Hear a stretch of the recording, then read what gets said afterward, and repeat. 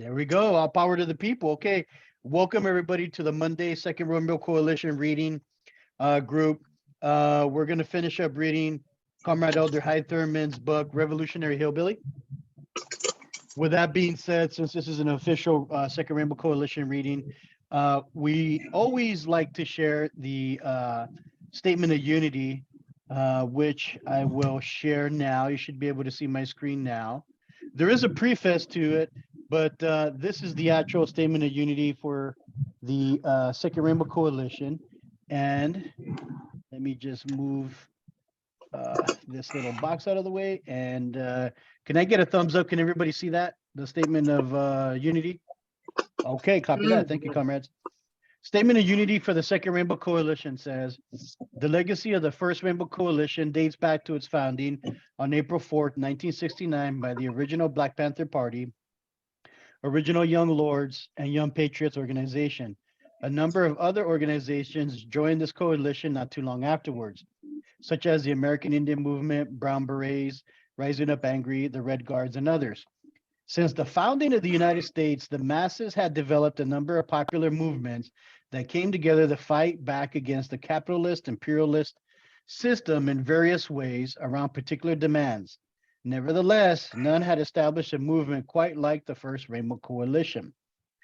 This historic movement was the first of its kind that established a model of class struggle like no other. Its charismatic leader, Chairman Fred Hampton Sr. of the Illinois chapter of the original Black Panther Party, stated at the end of the day that we weren't engaged in a quote unquote race struggle. He said, quote, it's a class struggle, goddammit, end quote. By uniting the various oppressed ethnicities and masses, they were able to bridge the gap between the various ethnic communities that white supremacy had long sought to keep divided. This class solidarity equipped them with the material basis and class consciousness to see their common class condition. Therefore, the necessity to form a united front against their common class oppressor, the capitalist, imperialist ruling class. The ruling class viewed this as the greatest threat to their class rule and subsequently used the entire repressive forces of the state, such as police, courts, jails, prisons, and intelligence agencies, etc., in order to crush this emerging revolutionary socialist movement. We refounded the Rainbow Coalition on May 14, 2021, with the intent of upholding the legacy of the original Rainbow Coalition. We believe that this historic example is the model for the United Front that will best serve our class liberation. By upholding the 10-point program of the original Black Panther Party, which was subsequently adopted and later expanded by the original Young Lords, Young Patriots organization, and all other Rainbow Coalition members, we establish our programmatic unity. The 6 disciplinary rules that we uphold ties all organizations in our coalition to a common professional discipline. History has bestowed upon our generation a common class mission to fulfill. The representatives of the capitalist, imperialist ruling class, represented by the Democratic Party and Republican Party, cannot liberate us. It is their class intention and interest to uphold our common class repression. Therefore, it is only we, the oppressed masses of all ethnicities and nationalities, who must build the necessary class solidarity, class consciousness, organizational structures, and a united front that will ultimately liberate ourselves. This is what the Second Rainbow Coalition is committed to. This is the historic mission that we intend to fulfill. Dare to struggle, dare to win, all power to the people, boots on the ground. All right, all power to the people. Okay, so comrades, with that being said, on Comrade Elder Hyde Thurman's book, we are starting on page 183, which is entitled Rebooting the Rainbow. Rebooting the Rainbow.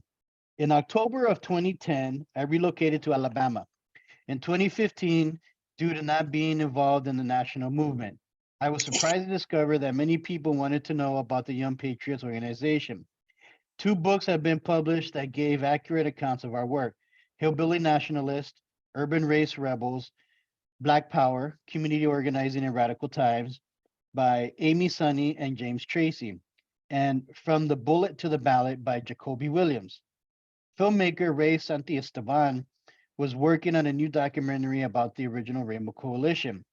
With this information and a desire to organize again, I decided to reboot the Young Patriot organization with the knowledge of the original Young Patriots and the original Rainbow Coalition. I believe that if the original Rainbow Coalition continued, it would have been a major force in Chicago and the nation by uniting thousands of poor people who usually fought each other and providing a model of how best to organizing to gain power. Some believe there could have been a major third party. In spite of the murders, brutality, and state oppression, the idea of the coalition did catch on. The successful elections of Harold Washington as the first Black mayor of Chicago and Bubby Rush to state senate and Congress both employed an organizing model inspired by the Rainbow Coalition. I could start with a clean slate, now that both Daley and Hoover, as well as many other adversaries, were deceased. I could start by uniting college student and poor white communities with other racial and minority groups, preaching revolutionary change and socialism, which still pose a threat to the status quo.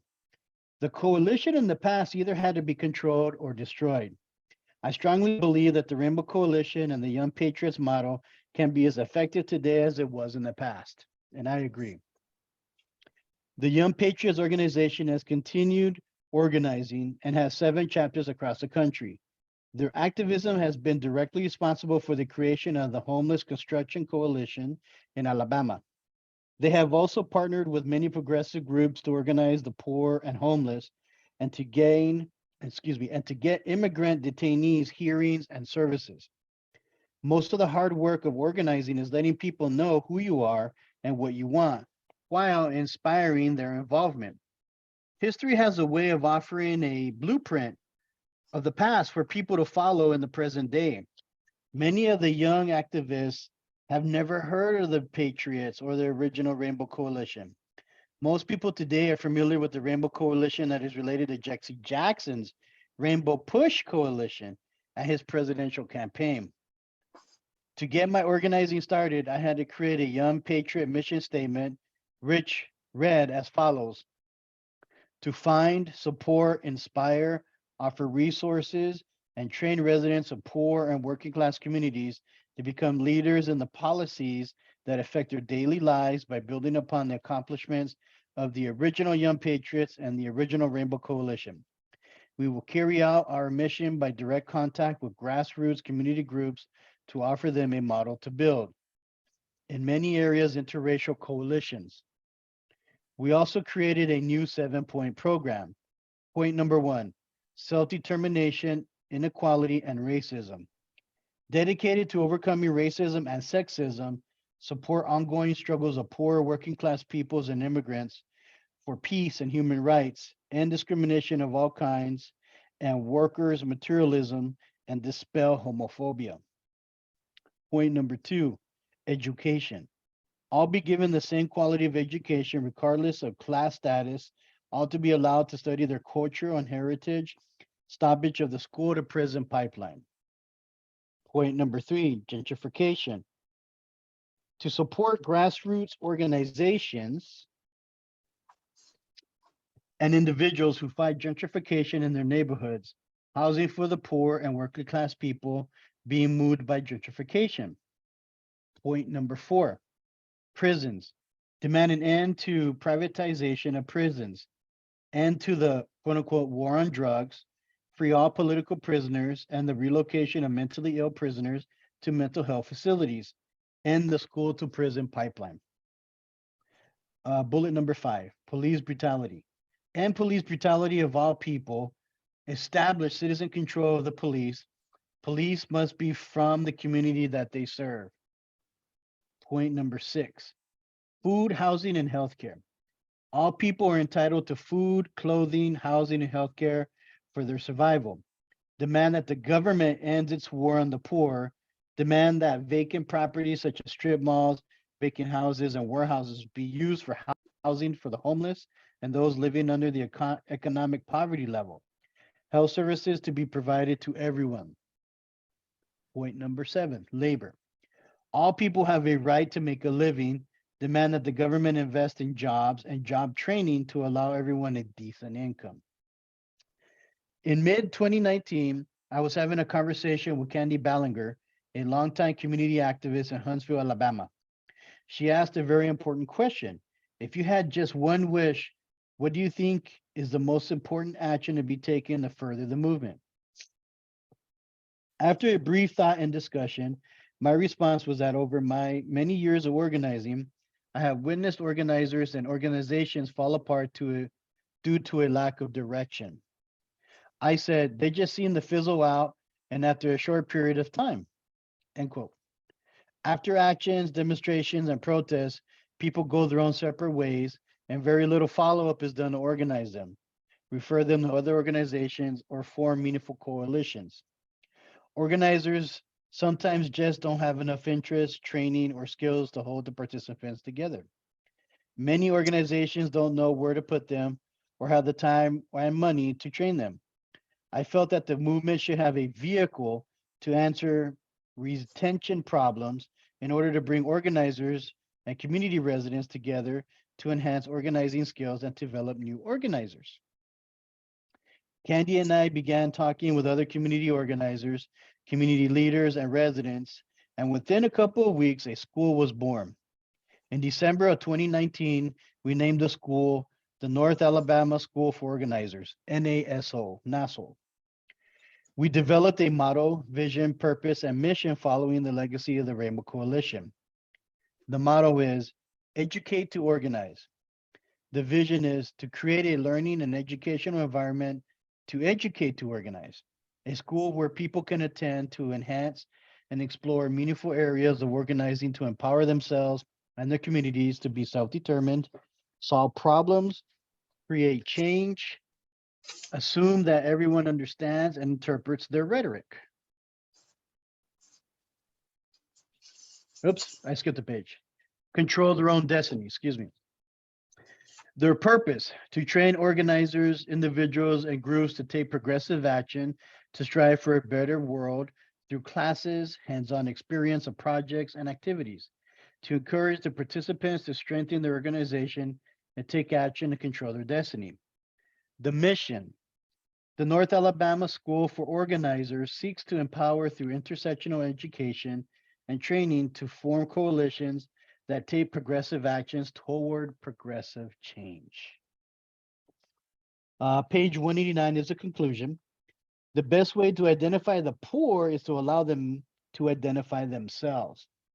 Wow, let me read that again because it's interesting. Sometimes we can label people. Right. And it may not necessarily be like an economic thing either. You know what I'm saying? Man, sometimes the wisdom just hits you like you're reading the Bible. This is like a revolutionary Bible. The best way to identify the poor is to allow them to identify themselves. Much has been written about the dispossessed, but less has been written by the dispossessed themselves. Conventional wisdom, one would think, would lead more academics and scholars to encourage the 45 plus million living below the poverty line in the United States to write more and encourage them to express their opinions about their life conditions. But that has failed. Coming from a very poor, undereducated background, I have found that most poor people do not understand the rhetoric and much of the intellectual writings, art, and speech of those who confess to be experts on the lives of impoverished people. God, that is so true. Not that the poor are completely illiterate and ignorant. To the contrary, one cannot assume that everyone understands and interprets their rhetoric. One big mistake for the upper class is to become experts about the lives of the poor and how they think. Many of the disadvantaged will only tell the researchers part of the truth until a large amount of trust is built between them.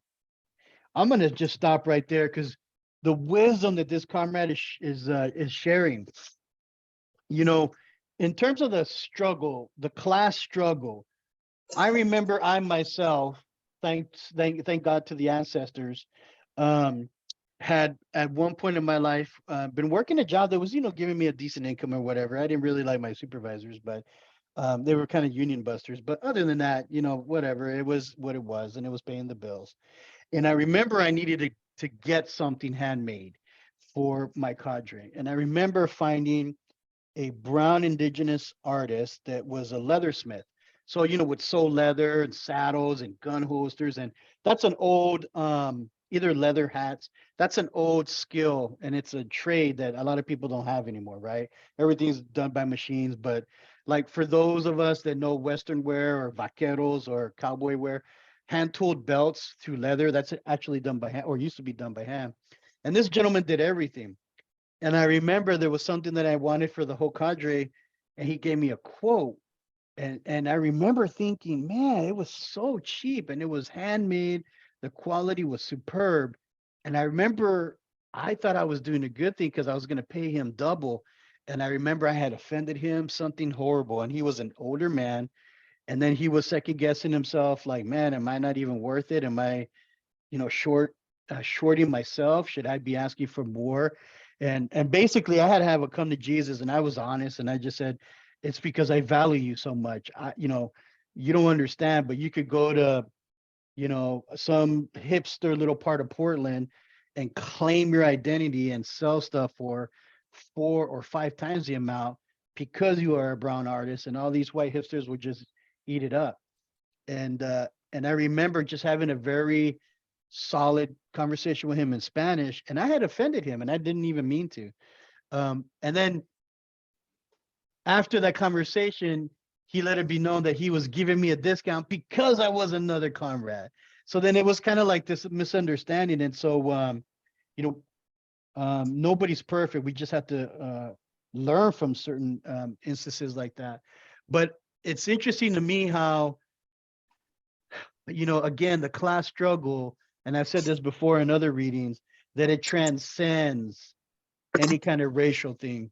I often will say that I have more in common with a poor Eastern or Southern Oregonian than I would somebody who is rich, claims to be Latinx, or who was once Chicano and lost their roots, and they are just bougie ass sellouts. I honestly do believe that.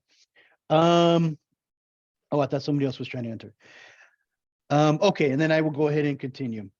When I was 18, I was hired by an anthropologist to interview young folks in Uptown. At separate times, with the same participants asking the same questions, we would be given different answers.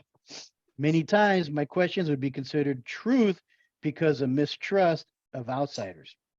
Identifying the poor white Southerner as ignorant might allow for learning, but too often they are grouped together as being stupid, and that indicates an inability to learn. I was considered a backward person and white trash.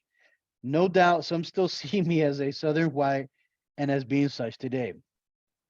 Poor people must be looked upon as being an important part of society and given the same equal rights and tangible opportunities that have been denied to them by mainstream society, such as healthcare, employment, decent salaries, services, and respect that affect their daily lives, in addition to self determination of their lives and their communities. Of mandatory importance is for society to stop treating all the poor as second class citizens. The Black Panthers, Young Lords, and the Young Patriots in the Rainbow Coalition did not seek recognition or advice from academics, but listened intently to the voices of the disadvantaged. Then they set out on a journey to re educate society and convince the poor that their voices mattered in the greater scheme of things, and successfully made them partners to change the oppressive capitalist system, which has kept them in a perpetual downward spiral of poverty. And that's what capitalism does, it just keeps us down. Mm-hmm. Further, the poor and working class feel that many are talking above them. Ideas, opinions, and structures in society are laid out without allowing the opinions of the poor. We must stop judging them. If we are to give the poor a fighting chance to change society, then they must be included and encouraged to develop their own leadership skills to lead other deprived people. Leftists must re educate them as any other population and then allow them to re educate their people while giving the poor credit for participating. The poor possess a very unique set of skills that does not come from a classroom, but from the day to day struggles of navigating through the waters of despair, pain, and the occasional success that shape their existence. Their plight cannot and should not be explained away in any intellectual rhetoric. Understanding society's outcasts can only be effectively achieved by allowing the poor to educate the masses, by understanding them and giving them the necessary tools to do so. Identifying one as ignorant allows for learning, but too often the poor are identified as stupid, and that indicates an inability to learn. Both terms are wrong because the poor possess learning abilities that society deems foreign to them. And that's so true. I remember, gosh, I forgot the name of the coalition, but I remember I went to it was like a BIPOC coalition of leaders, business owners, and I guess quote unquote people that made it, that were Black, Indigenous, maybe they own businesses or I don't know. And I remember I was sent there because of a nonprofit that I worked for at the time.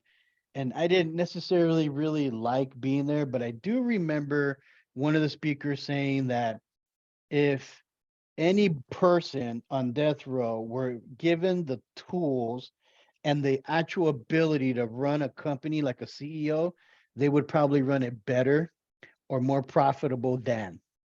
And I really do agree with that. Just because sometimes to me, life's hard lessons learned and some of the stuff that poor people have to experience are way more valuable than any college degree, at least in my opinion. And I've also met the opposite, where you have people with very high esteemed education, and then they look at you less than. Even some of our own people will do that, right? And then they look at you as less than. And then that also, in terms of the class struggle, yet again, that also can be flipped, right? Whereas, you might meet or talk to somebody that's making $300,000 or $400,000 a year. They may be Black, brown, but you have absolutely no identity with them. They may share your same race, culture, maybe even your same religion, and you have no identity with them because they have become that capitalist monster, for lack of better terms. Go ahead, sister. You have your hand up. Yes, I just want to add to what you're saying that education is the best teacher because you are in the trenches and you know exactly what's hitting home, which our brother Hy Thurman had explicitly, wonderfully explained in his book. And it just comes down to is by saying that how can someone who's in a different class structure um, know and relate to what the masses of poverty-stricken people go through? How can they lead us into becoming liberated when they don't come from humble beginning, but they on another level? Now, people may say, well, it may be wrong for me to really prejudge them by that. But then again, do they have the experience?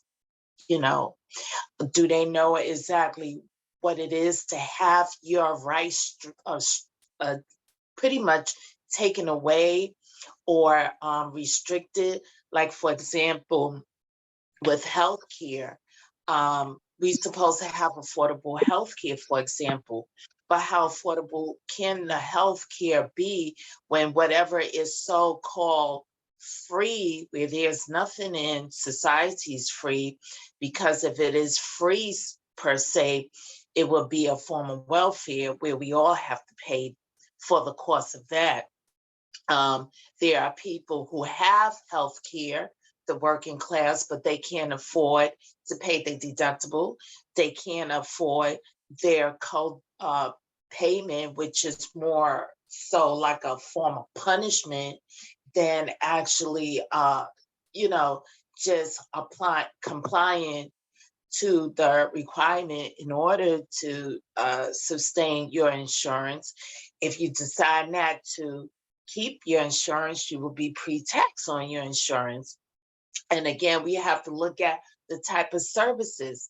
All services is not rendered to those, individuals who have certain, insurance, where, you know, they have to pay additional costs, or they may have to meet their deductible in order to have surgery.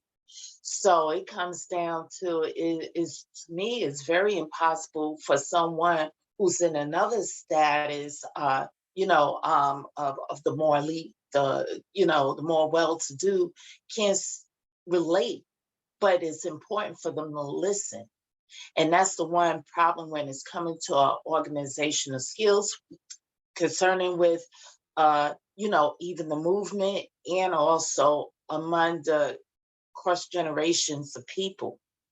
I mean, it's a lot that can be offered, but just only way that can be relatable is by listening and take it from someone like Brother High, or you or myself, who know what it's like to be in the trenches, and who had experience, or we had experience dealing with racism, with colorism, with sexism, and classism.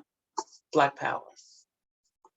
No, thank you for your words, sister. I completely agree. And thank you for cluing me in the comments. I'll be looking as we pause to see if there's any more people that are trying to get in. We just Mhm. allowed Comrade Felix to join, so welcome, Comrade. But you know, to be honest, sister, I think in terms of the class struggle, unfortunately, one of the things that we have in common through intersectionality, other than police brutality, is healthcare, specifically like health insurance. Like you were talking about, do you get it? Do you not? You know, and then they tax you and they penalize you if you don't get it.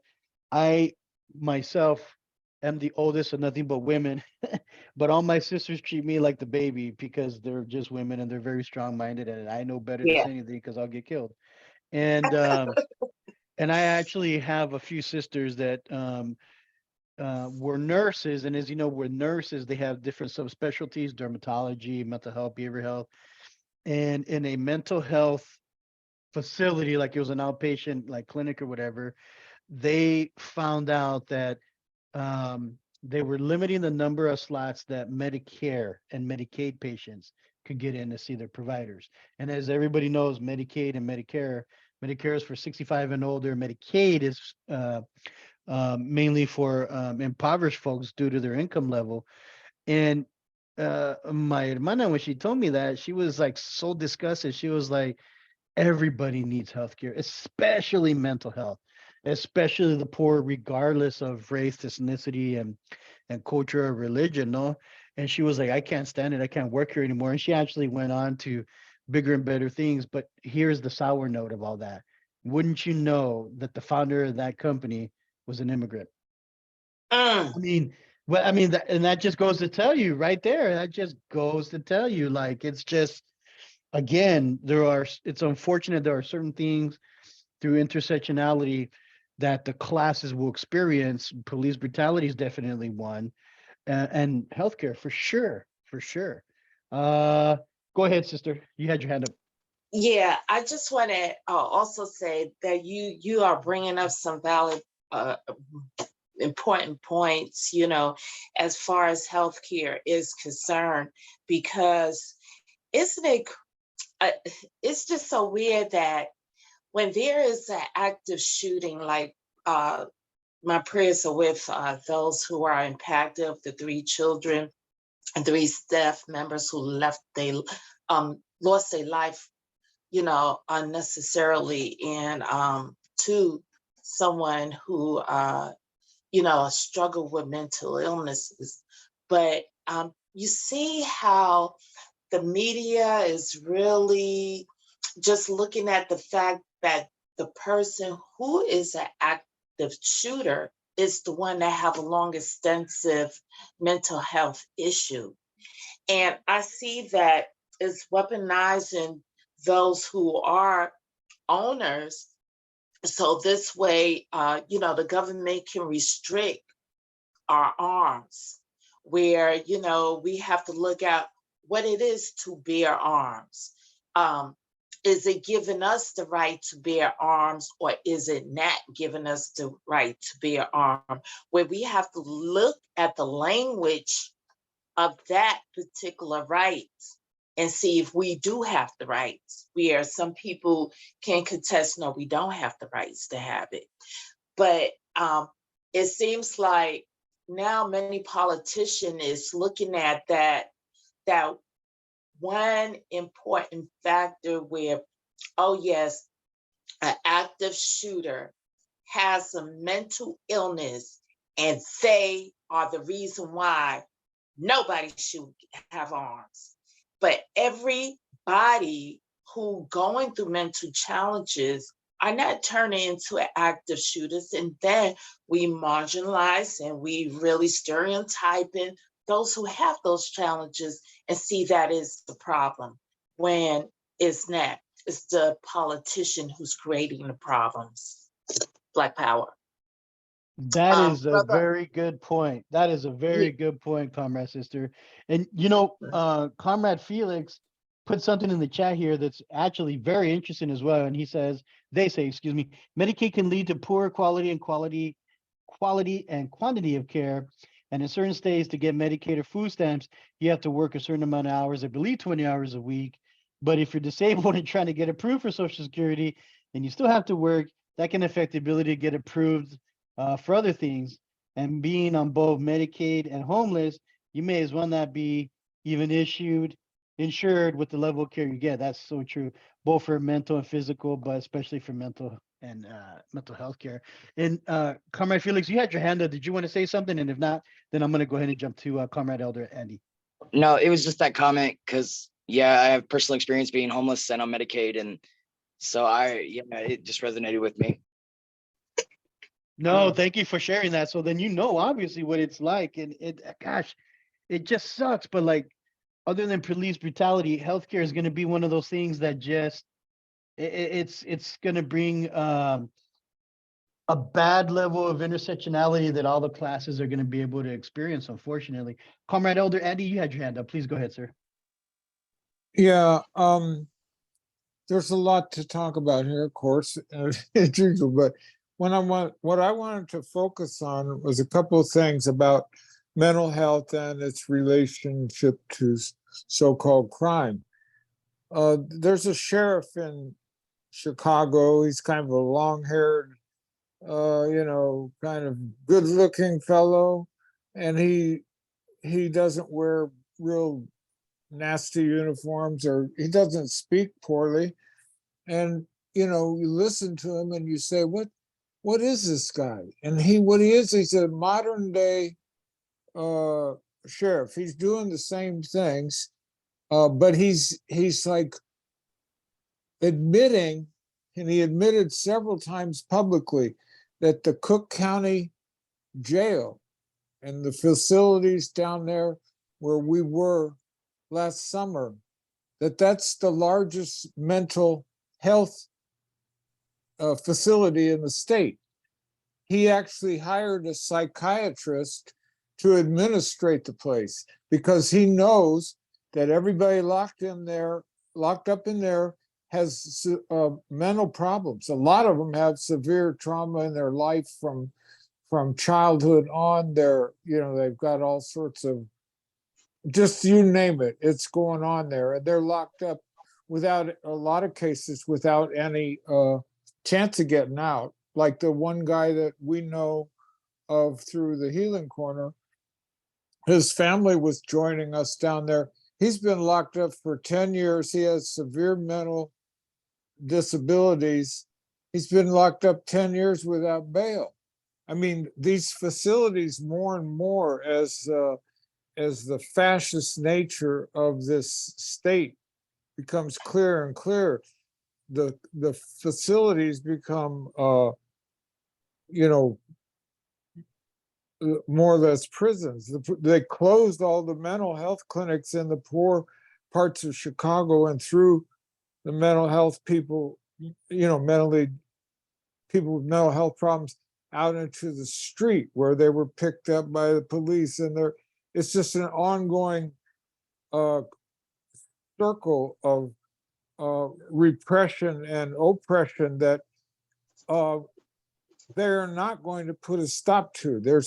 It's sort of like everybody is, what frustrates me about organizing is everybody's, well, they should have done this, or they could have done this, or, you know, the shoulda, coulda, woulda. They're not going to do these things. And that brings me to one thing I'll say. Like several years ago, there was a young mentally disturbed woman down on a corner in front of the drugstore I used to go to a lot. And she had a mental breakdown for a lot of reasons, you know, who knows, but she ransacked the inside of the drugstore, Walgreens, went outside and sat at the bus stop, and the police came and they approached her, and she pulled out a little tiny penknife and they blew her away right there. So I met, and they said, you should have put the knife down.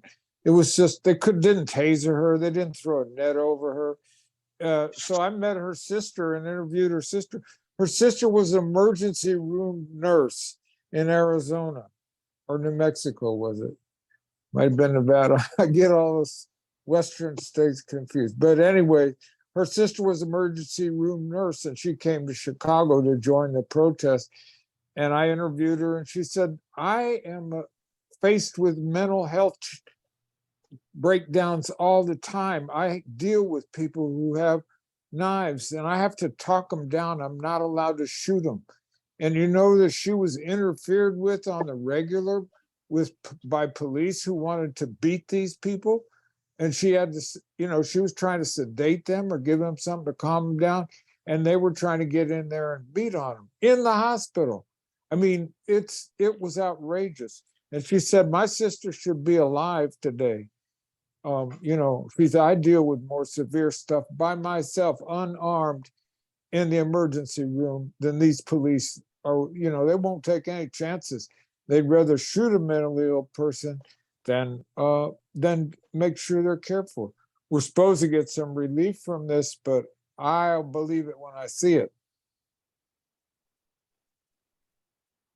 No, thank you for sharing that, Comrade Elder Andy, and you're right, 100%. Sister Anna, you're next, and then Comrade Felix is next after you. Okay, thank you. Thank you so much, brothers, so much for bringing out that point, because it raised the question, especially for those who are familiar with healthcare. Do you see that, you know, the state, like social service agency, having a full right to really, you know, I would say investigate certain facilities and cases in order to license these facility and be, you know, more involved in the individual cases versus the people who not only know the principle, but have the experience in working in these facilities, like healthcare providers, professionals, and caretakers. Because I see that it's amazing where, you know, I could be wrong on this, where someone can work in another capacity, but they have full rights to determine, you know, the approval of that facility to remain open, or, you know, issue that check to pay for that individual who have Medicare and Medicaid. You see what I'm saying? So my question is, do you feel that they should have like the sole right to determine or authorize, you know, the approval of certain facility, like a healthcare or nursing facility, when they could be like social worker versus, you know, a nurse practitioner or a licensed nurse, or someone who's can be a business major, but a director of a facility. And number two, from what Brother Andy had mentioned, is the type of training that these so-called peace officers are receiving, where it seems more and more like to be faced with mental health challenges shows a high percentage that it ends with a death sentence. because though we are gathering and understanding what's going on with the recent shooting that happened in Tennessee of a young white 28-year-old female who shot up a number of people in this private religion school, elementary school, how was she able to get in? And that was the unsecure door. But yet, a lot of people are just blaming the situation on her mental health issues. That's why I want to raise Black Power. No, you have a lot of good points there, Comrade Sister Anna. A lot of good points. There's a lot to unpack there because, like, if you think about it, Medicare, Medicaid, and all that. So if that's supposed to be, for the people of certain ages and incomes and all that, we're paying for that. We're the taxpayers. So then why don't we have more say on who gets certified to see what Medicare, Medicaid patients and all that, right? You would think we would have more power, but obviously we all know why not. And in terms of mental health, hate is a very powerful word, comrades. And I can tell you with every fiber in my being, I dislike, I loathe law enforcement, especially the police. They are not trained in any de-escalation. It's quicker to pull a trigger than anything. And in terms of, like, mass shootings or whatever, with certain coalitions that I'm a part of, we know some families from Uvalde, Texas. And some of these Uvalde families are actually forming a Brown Beret unit. And their insignia would be the number, I think it's 21 or 23. I forget how many kids were shot up there. And, there's a certain thing that certain communities will experience. And I'll just say this real quick before we get to Comrade Felix, who's been patiently waiting. That particular shooter was known to have mental health issues, was known to have interfamily dilemmas, specifically with Chicano people, where this comrade was a man and was painting himself to be a woman, was getting teased. And that is the community's fault. That is Chicano machismo. Whereas if a couple of OGs or Brown Berets, if we had any down there at the time, if some people would have just gotten him and said, just tell me how you're doing. You want to look a certain way? That's your choice. We stand with you. Can I give you a hug? Let's talk about it. It's in Spanish, it's called carnalísimo, in a kind of love of the culture. I don't give a damn who you fuck, excuse my language, who you make love to, or what you look like. We're one and together. Absolutely. Let me stand in solidarity with you. How are you feeling? But I know my community, and I know certain people of that community probably didn't do that to their young man, and probably shunned him, and then he acted out. I'm not saying it was right, but I'm saying if you look at root causes, we need to be more appreciative of the community that we have and care for each other, because the police sure as hell didn't. I mean, how long did they take before they went into that school? Come on now. And then even if they did go in and do anything, they would have shot him anyways. That's right. That's right. They would have shot him anyways. Like, I know more gangbangers from the barrio that have the best business and de-escalation skills than any pig, bar none. Comrade Felix, thank you so much, Comrade, for waiting. Go ahead. Hey, also, I just wanted to touch on something I experienced in Alameda County. I was seeing Berkeley Mental Health Clinic, which was refusing to fill out my Medicaid papers. I couldn't figure it out myself. I have schizoaffective. I was rationing my meds. It wasn't a good combination. Berkeley Mental Health led me on for like 3 weeks and finally ran out of meds. And I went in there and they wouldn't help me. She told me my best bet would be to go to jail because the hospital wouldn't help me. And I left there and walked around thinking of how I could go to jail without hurting someone. And I was going to basically go in 7-Eleven and just start eating and drinking. But instead I went back to the clinic and just started smoking cigarettes in their lobby. I'm like, call the cops. I was yelling, but I wasn't threatening anybody. And at this point I was hallucinating, garbage cans or people type shit, just organic off my meds. Berkeley PD came and immediately started invalidating me. And I was like, look, man, don't exhaust me with that. I don't care if you drag me behind your car with a chain. Just do something, dude. I'm tired.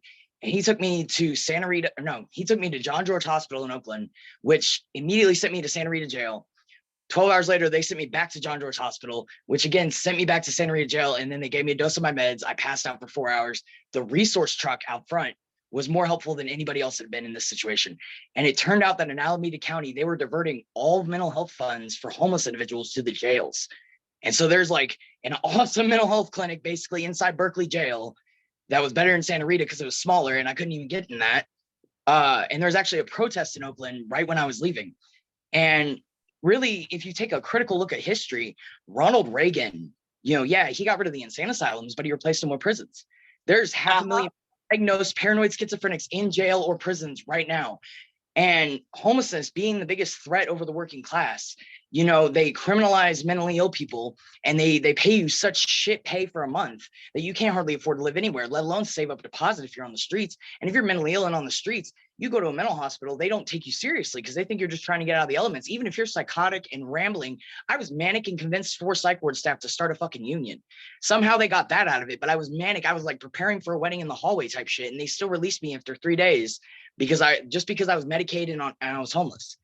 And so like the cycle perpetuated for 13 fucking years, you know, and like they just want to make the situation worse to be a bigger threat over the working class. Because if you try to fight for better conditions at work, it all intersects. You try to fight for better conditions in your living situation where the rent keeps raising, but the wages don't, and the quality of the housing doesn't reflect the way it raises. They just keep doing it. I think it's raised like 4 times in the last, like since 2015, and then minimum wage is stagnated. You know, I mean, $15 an hour is a joke, you know, and so yeah, you know, like homelessness is just a continual threat. And like, I personally don't care about an afterlife, but I would love to just go to hell to flay Ronald Reagan myself. Like hate is a powerful word, and I hate that man. Like he's dead, but I fucking hate him. Anyway, sorry. Oh, thank you, Comrade Thank Felix, for you. being Thank vulnerable you. and sharing your experiences. I mean, my God, I shouldn't be shocked, but I am. But like, thank you for sharing that experience. I mean, God, and you know, you're right, comrade. I mean, that whole prison, a for-profit prison, you're 100% right. It started with Reagan. Who's the idiot that started the whole dare? Remember that? Say no to drugs and the whole war That's on his drugs. wife. It was Nancy. That's right, Comrade Elder Eddie. It was his wife. It was Nancy. Those two were like the devil and like the bride of the devil. They criminalize just for the same reason they criminalize mentally ill people, and it's because like it perpetuates the prison system. You know what I mean? That's all it boils down to, is profit over people's lives.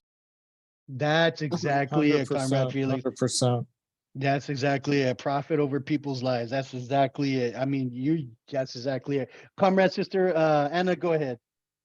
Yeah, thank you, Brother Phyllis, for explaining and just presenting all of that experience, unfortunately, of what you have to go through. And this is what I, was saying, in regarding about mobilizing and organizing. There's some people that have, great skills in mobilizing, and I don't knock them down. And there's people who's greater in organizing the real issue, the pressing issue, and is ones who are experience things like that, which peace officer someone neutralize. They kill me with that word, neutralizing people. We are always into a fatality or prison. And it's something that has been going on through the campaigns of many, leaders who had served as the president, from Ford, Reagan, Bush's, Obama, and etc. And it just comes down to, what was mentioned and pull out, where it's easy to pull a trigger versus providing proper health care. And that's the big issues right there, where to be poor, to be homeless, to be houseless, to be not properly educated, always are demonized by society as being the big bad villain and anti-sociable misfits in society, where the ones who are of course, are the people who want to control the masses of people and keep that class separated. So I just want to add that. I thank you, Brother Felix. And this is something that we really, really need to look into, and we need to advocate against our brothers and sisters who are experiencing the same thing, like our brother Felix is going through. So, in terms, that's like asking, how can someone who's on a management level can see and understand when they probably have the principle, but they don't know the experience. You know what I'm saying? And you can be book smart, but not necessarily street smart. And this is what is exactly happened. And this was causing so many fractures that's happening, even within our movement. You know what I'm saying? So that's a valid point. I'm glad you was explicit. I'm glad that you put it out there in a roar for people to get the idea, to understand what is happening. And he said Eugene, Oregon had an actual amazing mental health. Well, it fade out, but Brother Phyllis, go ahead and can you finish what you just wrote? Oh, it was a mental health response team run by a peer and a medic, that if the cops knew you were mentally ill or you were on drugs, they wouldn't even interfere with you unless you're about to jump into traffic or damage property or some shit. And then they just restrain you until and Oh my God. which is the worst name for it, because I was paranoid the first time they interacted with me, and the cop was like, "We're gonna call cahoots," and I'm like, "Who the fuck are they in the cahoots with?" Police. But in such a way that like they had woke me up sleeping in a doorway, and I'm trying to explain them on meds while they're talking to me, and like a Seattle police officer kicked me in the face before when I was trying to do that. And so these cops like leaned down and were like, "What meds are you on?" And I showed him, and he's like, "This is for mental health," and I'm like, "Yeah," and I'm like hella suspicious of it, but he's like, "We're gonna call somebody." He told me he was calling cahoots, and they ended up taking me to a sober center. But like it was better than getting arrested or beaten for just sleeping, and so Portland's starting to do that. I've heard other cities are starting to take that up on, and it's a really valuable asset to the community.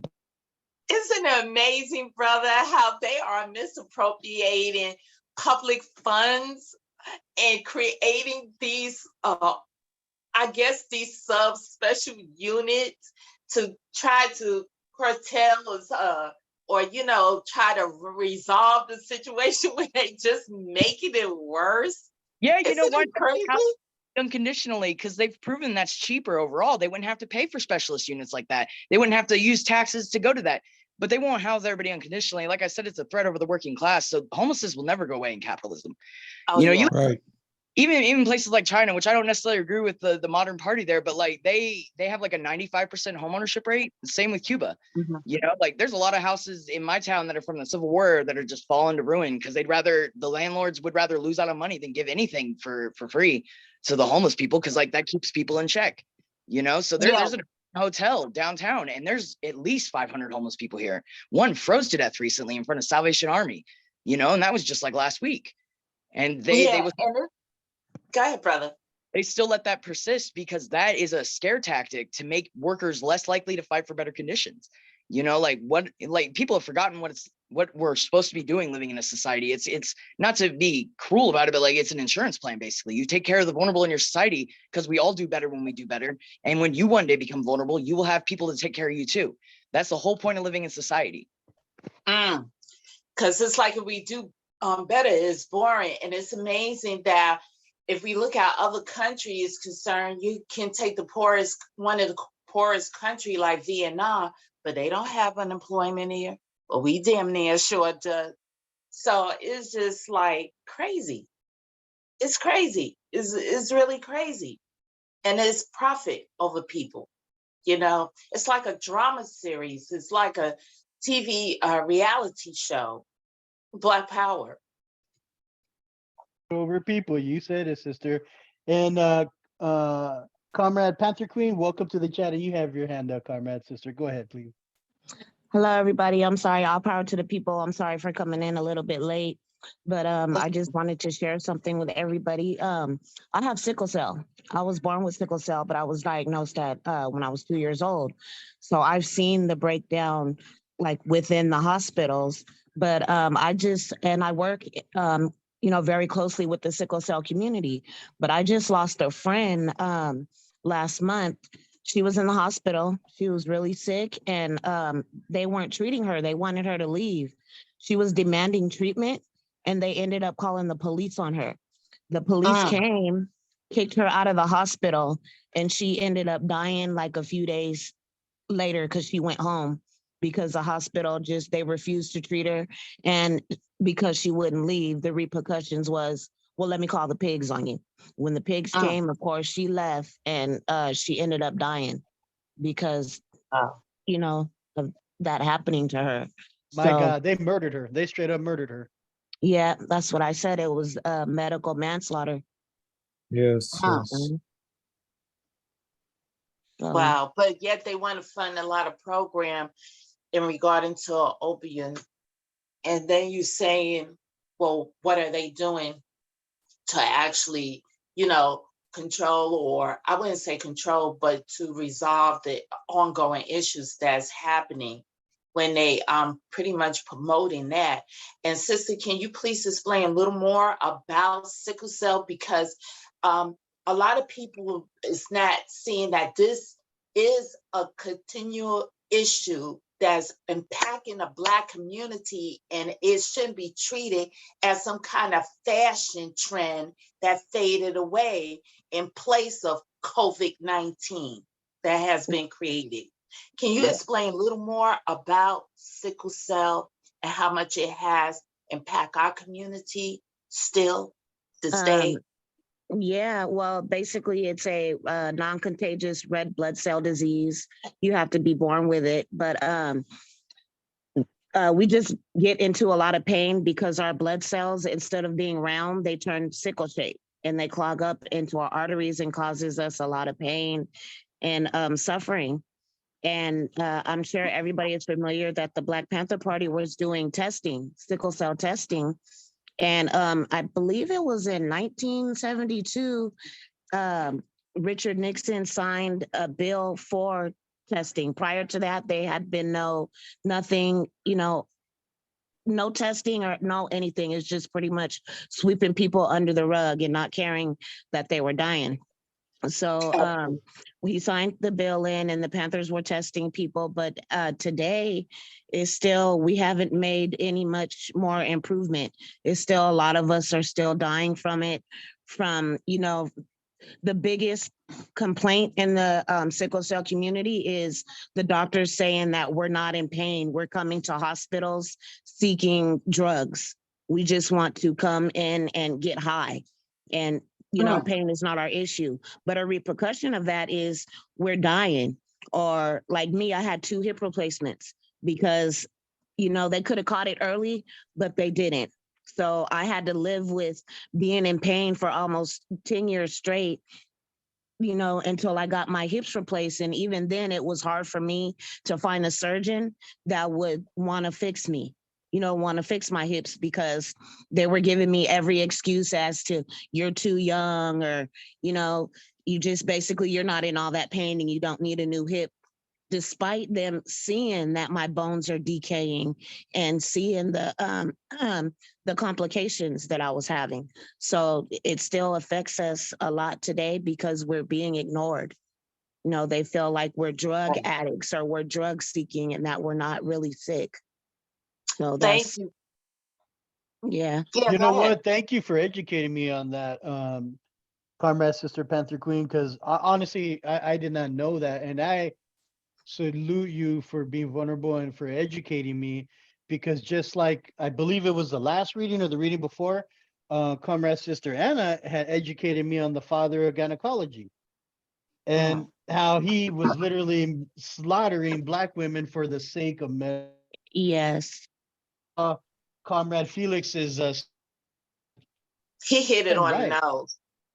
Hit He it hit it 100. on the nose. And they say that Black people can tolerate pain more. We can put up with the pain more. So that's why they feel like they could pretty much just cut on us and, without giving anesthesia, or leave us in a waiting room for hours when we're in excruciating pain.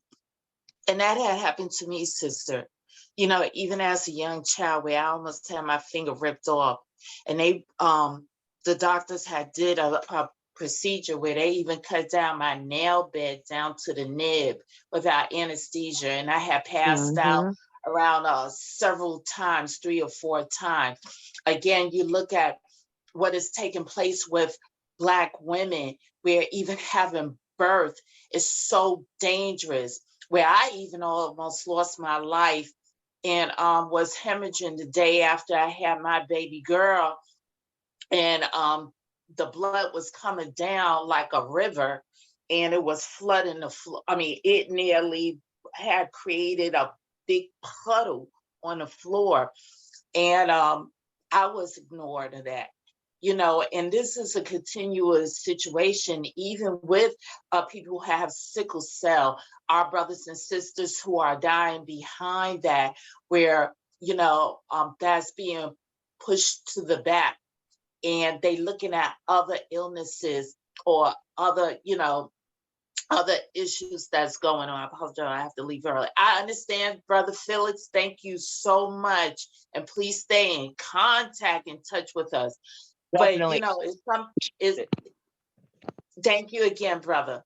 But it's something that is present, but the media is not showing it, or feel that it's now, you know, audience worthy to know about an unresolved issue that still bring up the issue of racism in medicine, racism among poverty-stricken people, discrimination, and all these elements where we investing so much money in fixing a problem by the elite, but they just want to do nothing but waste money and control the problem to paramount it Right. further. And I don't know if anybody on the call is familiar with Henrietta Lacks. She, Henrietta Lacks herself, yeah, they were looking for somebody's cells who were like hers that could live, so they could experiment on them. So once they found her, they were pretty much experimenting on her and getting rich off of her, but they weren't letting the community know that it was a Black woman that ultimately, you know, and not only Henrietta, that, but they yeah, have not contributed to her estate. yeah, Same thing with Harriet Tubman. She mhm, done so much for the people, even serviced the military and the army. She didn't get one red cent nickel dime because of the fact she was looked as cargo. And still up mhm, to this day, the military, the army is not recognizing this commander who have done so much for the war for America. You know, where mhm, when she was older, for example, to go extensive more involved in her history, this 90-year-old woman had to go and try to think of how I'm gonna provide for myself. Not 90, she was around 70 or 80. How can I provide for myself when I have not one single dime to sustain my living? So she went out there and planted apple trees. Okay. And when the National Council of Negro Women heard that this is an elderly and a woman who was so sick and an icon, was actually planting seeds so this way she can maintain her living, they sistership together and took care of her to her dying days, to the day that she transpired with the ancestors. And I'm sure there's a lot of, you know, life narratives just like that. Where are the resources that's really helping those who are in need? And although, you know, we look at the injustices and no peace, are we listening and hearing, or these so-called highfalutin leaders are looking at the issue by listening to exactly what's taking place and what needs to be interfusion in order for the people's lives to be saved and our voices to be heard? Black power. Amen, sister. Thank you for that. Amen. I love how the community came together to care for her, because that is revolutionary. The revolutionaries will take care of the revolutionaries. No damn government is going to help, especially not in this Absolutely. capitalistic regime. And Comrade Elder Andy, you had your hand up, sir. Go ahead. Yeah, to hear these things and to not be moved beyond words is impossible. I mean, one of the things that we know is they withhold life-saving care from the poor routinely. It is the routine. You know, we see it here constantly in Chicago. The decrepit nature of certain hospitals, you know, on the south side where people go when, you know, that the Cook County Hospital is known as a famous emergency room, but also you can die in the waiting room. I mean, there is like minimal care. It's like way below, you could call it the White Castle of hospitals care that you're going to get as a poor person in Chicago and most other major cities. One of the things about the sickle cell I found out recently is they've gone to do this CRISPR gene splicing thing where they can alter the nature of like the blood, and they can improve this condition. And it's been done with certain young victims. However, it's expensive, and it's like the things that they withhold are crazy. You know, where do they put the resources? Where does the research and development go? And where does the money get spent? I mean, in a lot of cases, you know, millions and millions are spent on research that's not going to improve the life of the general population, but is only going to extend the life of these vampire capitalists. I mean, literally, Peter Thiel, who is a big Google executive and a billionaire, he routinely has the blood of young people put into him. I'm not lying. This guy's a straight up vampire. That's why we can't rely on them. They are not concerned about us at all. We are expendable. And that's, once we understand that and once we propagate that, then maybe, just maybe next spring we'll have 4 million people in the street like France does right now, instead of us being wondering where we're going to get our medicines from. We got to take it to a level of education and organization that really is unprecedented. The people in the 50s and 60s had hope that they could reform the system. We should be about dispelling the hope that the system can be reformed. It has to be done away with and overthrown. That's it. No, thank you for that, Comrade Elder. And you're 1,000% correct. You know, when you were saying, you know, where's the money? There, you know, it's expensive and so forth. I immediately thought of like black budgets, undercover budgets, and like the military industrial complex. Like, you know, we don't need. I remember seeing these memes, these Facebook memes of like the B-12B stealth bombers, like I don't know how many billions, and it'll say, you know, America, this is why we don't have healthcare. And it's so damn true. We don't need any more freaking death machines. We need free universal healthcare. Matter of fact, give me a living wage. There's actually countries that give their citizens just a living wage. Like it's disgusting. These literally are capitalistic vampires. I'll share a personal story right quick, and then we'll continue.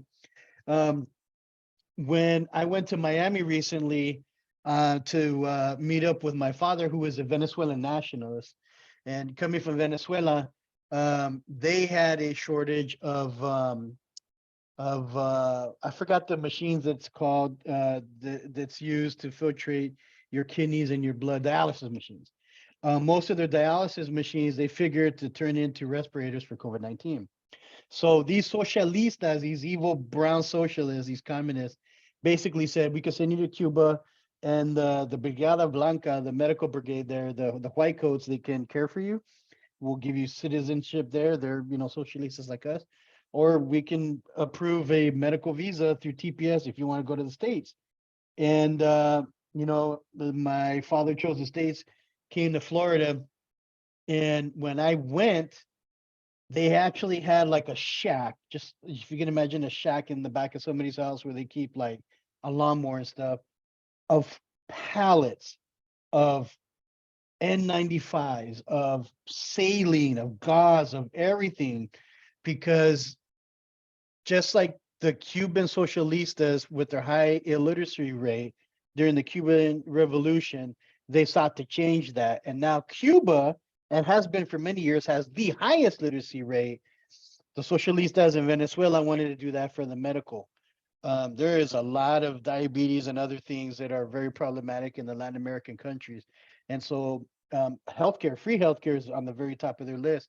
So they literally sent my father with, I mean, I shit you not, just big pallets and boxes full of all kinds of supplies. And then even when he was here, somehow they found his address and were still sending him stuff. Like the family literally had to tell him, no, stop, we don't have any room. We'll figure out what to do with it. And I remember talking to one of my brothers and saying, damn, at the time I was working in healthcare, public health, mental health, behavioral health, and we actually had an N95 shortage. And my brother was like, yeah, we were just giving them away to people, but not telling them where we were at, because I think that was worth a lot of money to the Americans. Like, this is money here. These are N95s. Or I think they were called KN95 or something like that, but it was like the equivalent, right? And I remember thinking, damn, we have that $1 billion stealth bomber, but I couldn't get an N95 to save my life, not until months later. So, take it for what it is, that capitalistic vampire, like you said, Comrade Andy, it needs to be defeated. Before I continue, we're on page 192, middle of the page there.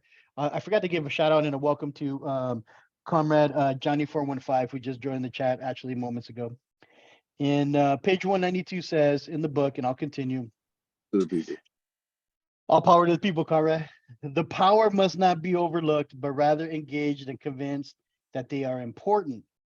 Something tangible needs to be provided. Survival programs in healthcare, employment, and training, decent salary, and other services that affect their daily lives and are controlled by them. Of mandatory importance is for society to stop treating the poor and working class as a second class, as less than, right? Only then can change take place, because they possess the needed down-to-earth learning abilities that can allow them to lead the revolution. Both Dr. Martin Luther King and the Black Panther Party did not seek the approval of the rich or middle class, but listened intently to the voices of the poor. Then they set out to re-educate the poor and convince them that their voices mattered in the greater scheme of things, and successfully made them partners in changing the capitalist society that kept them in a downward spiral of poverty. Looking at a hypothetical analogy, I worked in the automotive business for a long time and know something about automobile engines. I have worked in politics practically all of my life and know something about how it works. Our government, both on the local and national levels, works in a way similar to an automotive engine. If it is not tuned up and the oil changed on a regular basis, or if not much is added, it becomes sluggish and eventually stops working. Very interesting analogy here. Oil is the lifeblood of an engine, but old oil will likely damage it. In my opinion, this is what has happened to our governments. Too much old oil, politicians, is a hazard and should be changed. New oil, politicians, is a hazard and should be changed. I'm sorry, new oil, young politicians, needs to be added to ensure that the engine operates properly. In 2019, many young progressive politicians and women were elected due to the politics of the old oil. Actually, he's right, because I actually think that's when AOC and the squad came into play. They should be heard, supported, and encouraged because they're in touch with the people. The choice for the future lies within all of us to replace a damaged engine and the old oil, or suffer the consequences. And if they are going to serve the poor, then they must listen to their needs. Power comes from the people. If we are to build a flock, we must stop the fighting and mudslinging within our organizations. Stop worrying about who gets the credit for success and stop assigning blame for what we deem as failure. Remember, organizers are being watched and critiqued by the marginalized, and they profess that who they profess to serve. The poor may have a completely different understanding of behavior and customs that need to be respected. Although some rules might sound trivial to an outsider, they could be very important to the poor. Never identify as being equal to any marginalized group unless you come from or have been identified as being equal. So, I wish Comrade Felix was still here, but God bless Comrade Felix for being very vulnerable to the revolutionary familia. But hearing Comrade Felix stating issues that they experience on homelessness and so forth, thankfully I have never been homeless. I can understand and appreciate it, and I can stand in solidarity. But shame on me if I ever claim to be of that, right? And I think that's what the comrade is getting at here. I really love listening to the elders. Of course, being Chicano, being indigenous, it's a custom and a culture to listen to the elders, right? I mean, that's just that goes without being said. But Comrade Andy and Comrade High, both written here in the book and in other book readings, have said things that are so true that I honestly think the success of any future revolutions is to take what has been in practice, what was successful and what wasn't, and to capitalize on that and spit it into a new direction, right? Because there's still police brutality, there's still oppression of the masses, there is still that class struggle, right? I myself, who has familia, who are nurses, know of a case where a young construction worker, white dude, young, good-looking brother, suffered an injury on the job, on the work site. And we all know that that's supposed to be workman's comp, right? And this young man was by no means ignorant or unintelligent, just was very slow of speech, right? I don't know if you all ever met like somebody like from the boonies. It's just very slow in speech and just a very simple person, but very humble. And they assumed that this person was ignorant and told him, "Oh no, it's not workman's comp. Oh, your leg is fine or whatever." I've never worked in construction, but I've seen people who laid frames, and this guy was laying frames, and a nail from a nail gun went right through his steel toe and went right into the big toe, and they had to pull it out, and it fractured the big toe. They did like 1 or 2 stitches, and that was it. They didn't put a splint. They didn't set it. They didn't cast it. They didn't do any X-rays, and they sent him on his way. And damned if he called in the next day because his boss was on his ass. And I remember the Wow. first thing I thought is, if he's unionized, he needs to call his union steward right away. And if he's not, he needs to find whatever government agency oversees workman's comp issues, because that ain't right. And it just, I mean, how many times does that happen? That probably happens almost every day. How many times does things like Comrade Sister Panther Queen's poor friend who was discharged from the hospital, who had the cops call? That happens all the time. It's unfortunate. Again, my condolences to you, comrade. And Sister Anna, you had your hand up. Go ahead, please. Yeah, and you're right as far as worker comp is concerned. For example, I had to end up filing worker comp, and you know what? I wasn't going to do it, but my company had pressured me to fill it out. And they wanted to do that to test to see if they can ping me for any kind of drugs, which is the norm or what they do to their clients. So this way they have a right to fire them over something concerning weed, where people vilify weed as a substance to get high, when it's really helping those people to deal with depression or with pain or whatever. But I was going through my case, and you'd be amazed that not only that, but they tried to sue me, for injury that deal with lifting a patient, where my coworker, the nurse, who caused that patient weight to transfer over or distribute towards me, and I caused my back to really go out, where I could not even stand in a erect position. And the company tried to sue me, and to make a long story short, they wasn't going to accept my claim that they persisted on filing against me unless there's an MRI. And that's what most of these these worker comp, cases were said, well, we're not going to pay for it. Honey, they took me to court. They wanted to record my disposition and everything until they see Man, how that is much crazy. pain, to how much pain I was in after my doctor not only ordered one MRI, but 4 of them. And it's oh, okay, we're going to settle out here. So I was out of work. I was getting short-term disability where they FedEx my check very quickly, and which wasn't enough but to maintain and sustain me. And when I got all of that, I was I had to settle because no attorney wanted to challenge against these other people because of their partnership with them, where I had to settle for $15,000.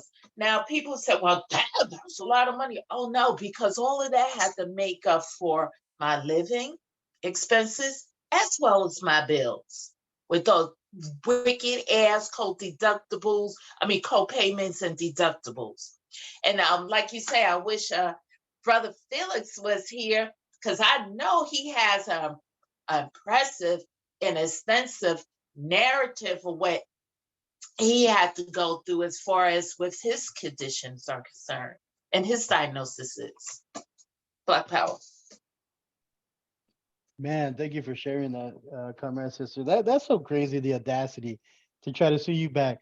It is evident now, if it wasn't ever before, how evil the capitalist regime is, because I forgot when the legislation was passed, but corporations and businesses, no matter who they are, if they're a healthcare, if they're a bomb maker, it doesn't matter, a big corporation that's one of the 99 percenters or whatever, they now have more rights than you and I. They have more rights than individual people. If that isn't as apparent, as evil as capitalism is, I don't know what else could be. Yeah, and you'd be amazed how much these CEOs are making on a monthly basis. They're making so much that they can they really can take care of a lot of homelessness issues as well as food insecurities. They making so much money where I can't even imagine what, those trillions and billions of dollars really look like. And still, look what we're doing, where we have to decide either to pay our mortgage, pay our rent, have food on our table, or else live by these dependent maintenance drugs that's breaking down all other type of systems in our body to so-called maintain the existence of one. By power. Exactly right, sister. Exactly right. All right, I'm gonna continue on page 194 at the top. Be polite. Never take anything from the poor. Only give respect and never brag about giving. Return anything you borrow. Never take advantage of relationships. Stay away from controversy and disputes within the groups. Only offer advice when asked. It is obvious that the present system of capitalism is not working for the vast majority of the population in the US. Many are working within the system to change it with very little success. Until people realize that they are being treated like a dog that only gets scraps from their master's table, rise up against their oppressors, and demand to be treated like human beings, then and only then will change come. Just like AOC, she is a sellout. I thought she was going to be one of us, quote unquote, dogs that was going to bite the master. And now, nope, she lays in bed with him, literally. Revolution is the only solution to gain equality and freedom. Page 195 is the 11-point program of the Young Patriots. This is actually one of my favorite parts of the book, because I was educated on this. I didn't really know this. The 11-point program of the Young Patriots organization was inspired by the 10-point program of the original Black Party for Self-Defense. The YPO, Young Patriots Organization, adapted it to reflect the specific needs of Southern poor white people while reconnecting to national liberation struggles. Number one, class. We see that the key is truly understanding and improving our situation is to truly understand the nature of class society. We see that in America and in the world that those who have money control those who do not. We feel that the wealth of the world should be shared equally among all people. The workers who are the masses of people produce the wealth and they should control it. We see that our allies are those who have nothing and our enemies are those who have too much. God, that is so well said. Our allies are those who have nothing and our enemies are those who have too much. That's literally the 99%. That's very well written. Number two, welfare of the people. We believe that all people are entitled to adequate food, clothing, shelter, and medical care. We believe that businesses should not make a profit on the things that we need to survive. We demand decent and adequate housing at a low cost for poor people. We demand that mothers who want to raise their children in their own home be paid for this vital work. And it's funny because that's actually just now gaining momentum. In Oregon, where I live now, I forgot what it was called, the OFLA, Oregon Family Leave Act. And then now there's an Expectant Mothers Act, and that's one of the very first in the nation where I forget how long it is if a woman or comrade has a baby, I think they get 6 weeks paid or 12 weeks. It's something substantial. But yeah, that's awesome. Number three, pigs and power structure. We demand the end of pigs murdering and brutalizing our people. The pigs are the tool of the rich men. The pigs are in our community to protect the property of the robber baron landlords. And that is so true. That is so true. It's interesting because Comrade Felix was mentioning the Cahoots program in Eugene, which is now fruition in Portland to the Portland Street response. And it used to be in 2019 and especially in 2020 when we had 2 years straight of rioting, that whole abolish and defund the police. Well, they didn't abolish PPB, Portland Police Bureau, but they defunded it. And we now have the Portland Street response. But what's interesting is even though there's funding now that was taken from the pigs to have MSWs and LCSWs, Masters of Social Work and licensed clinical social workers, to respond to mental health people and needs and calls instead of the pigs. What's funny about that is the PPB union wants to get those people into their union. And I'm a card carrying member of SEIU Local 503. And I remember talking to my union steward who wanted me to go to the union steward training. And I remember saying, we should have an action where we should stand in solidarity of the workers. If they don't want to be with the police union, they should either join us or ASME or IBEW or something else. But what's going to happen is they're going to get pressured and then they're going to get bullied into doing it. And if they become part of the PPB union, it's going to be a different version of cops all over again because that law enforcement blue line culture, it's just going to saturate them. And then we're going to we're either going to lose funding, lose them, and it's just going to go back to the same old thing. And I think people that are active in their unions, they have to hold their unions accountable to do that. At least that's just my opinion. Number four, schools and education. We talked about healthcare being a major issue. Schools and education, definitely. We understand that the main purpose of the educational system as it now stands is to make people fit smoothly into the capitalistic society. That is 100% true. And I will actually add to that. I have children that go to school in a rural part of Washington State, which is a state north of me. So they're either very, very poor and Mexican or very, very poor and white.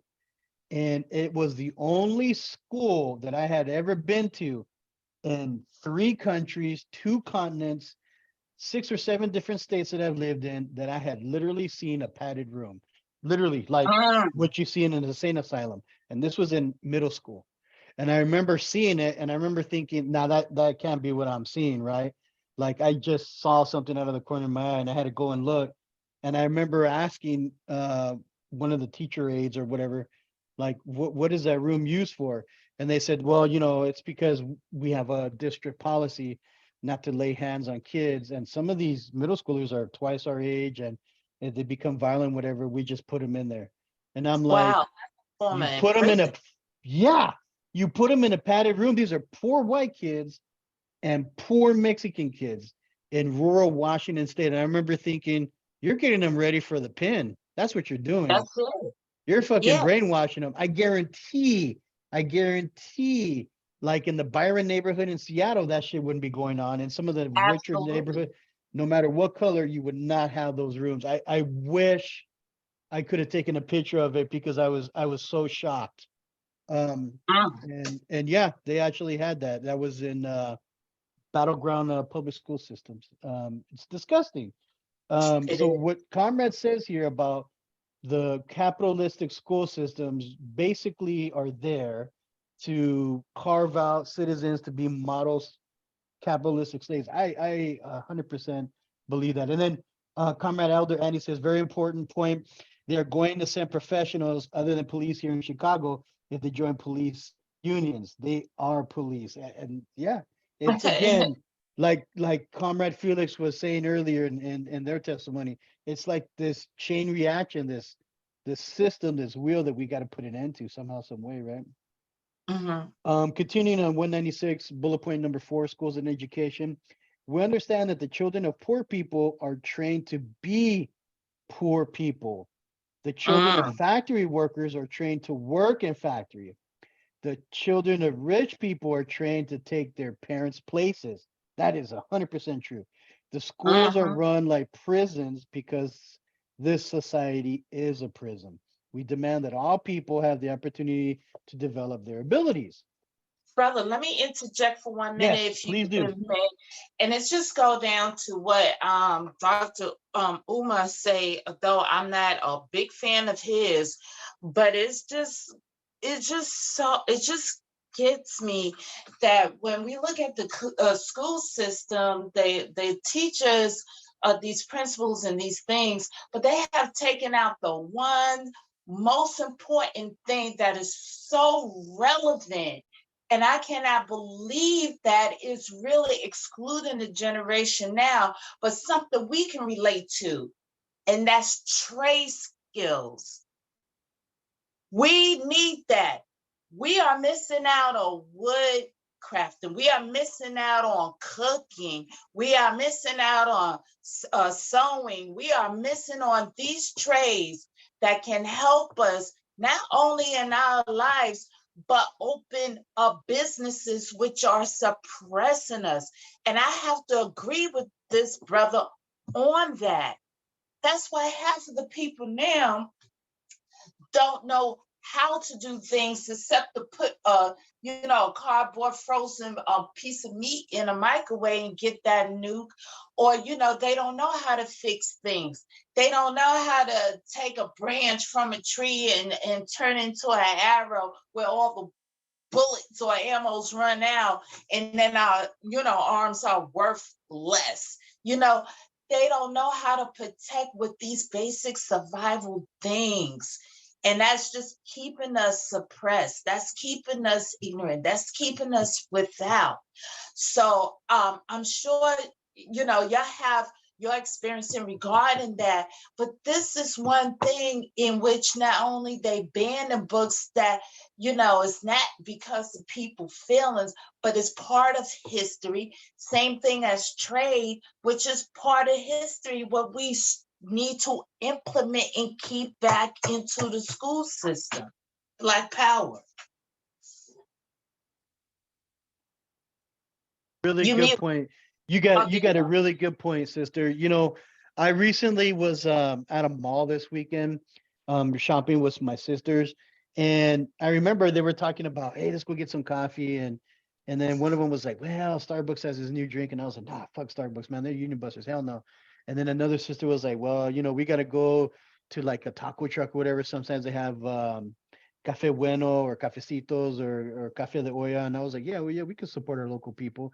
And I kid you not, we passed by a kiosk. You know how like in the malls there's regular shops, and then in between the shops sometimes there's like these open air kiosks, and they were robot arms.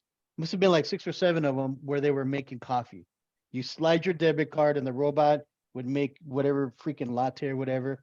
And I remember thinking, Jesus Christ, like automation, like I'm all cool with technology and automation, but like people sleep on the trades, they sleep on the skills, and they sleep on vocations training. I myself know of a Brown Beret brother in Colorado, shout out to him, who was a felon, who I believe was a dropout. Dude is covered with tattoos, got his life together, became a beret, and has a couple of professional painting businesses and is making it and turned the capitalistic pig on its back. I know of a young brown indigenous man here that was learning English, was a woodworker from Guatemala or Nicaragua or somewhere. And I remember his woodcrafting skill was so solid. I remember going to his house, and this brother, I remember thinking, like, where's all the sawdust? Like, you work with wood, and he had fabricated like this vacuum system underneath his saw tables that had no sawdust. And then, like, I literally saw him carve with like a Dremel. I saw him carve sculptures with like a chainsaw. Anything out of wood he can build. And he got into laying wood floors, which is very popular here in the Pacific Northwest. And we knew of a richer family that were allies that needed some flooring done, and we referred him. And it was the first paid gig he got for a 3-story house, and I think he made like 10 G's. And he took me and my old lady out. We went out for a nice dinner. He was so appreciative, and now he's got like 2 trucks.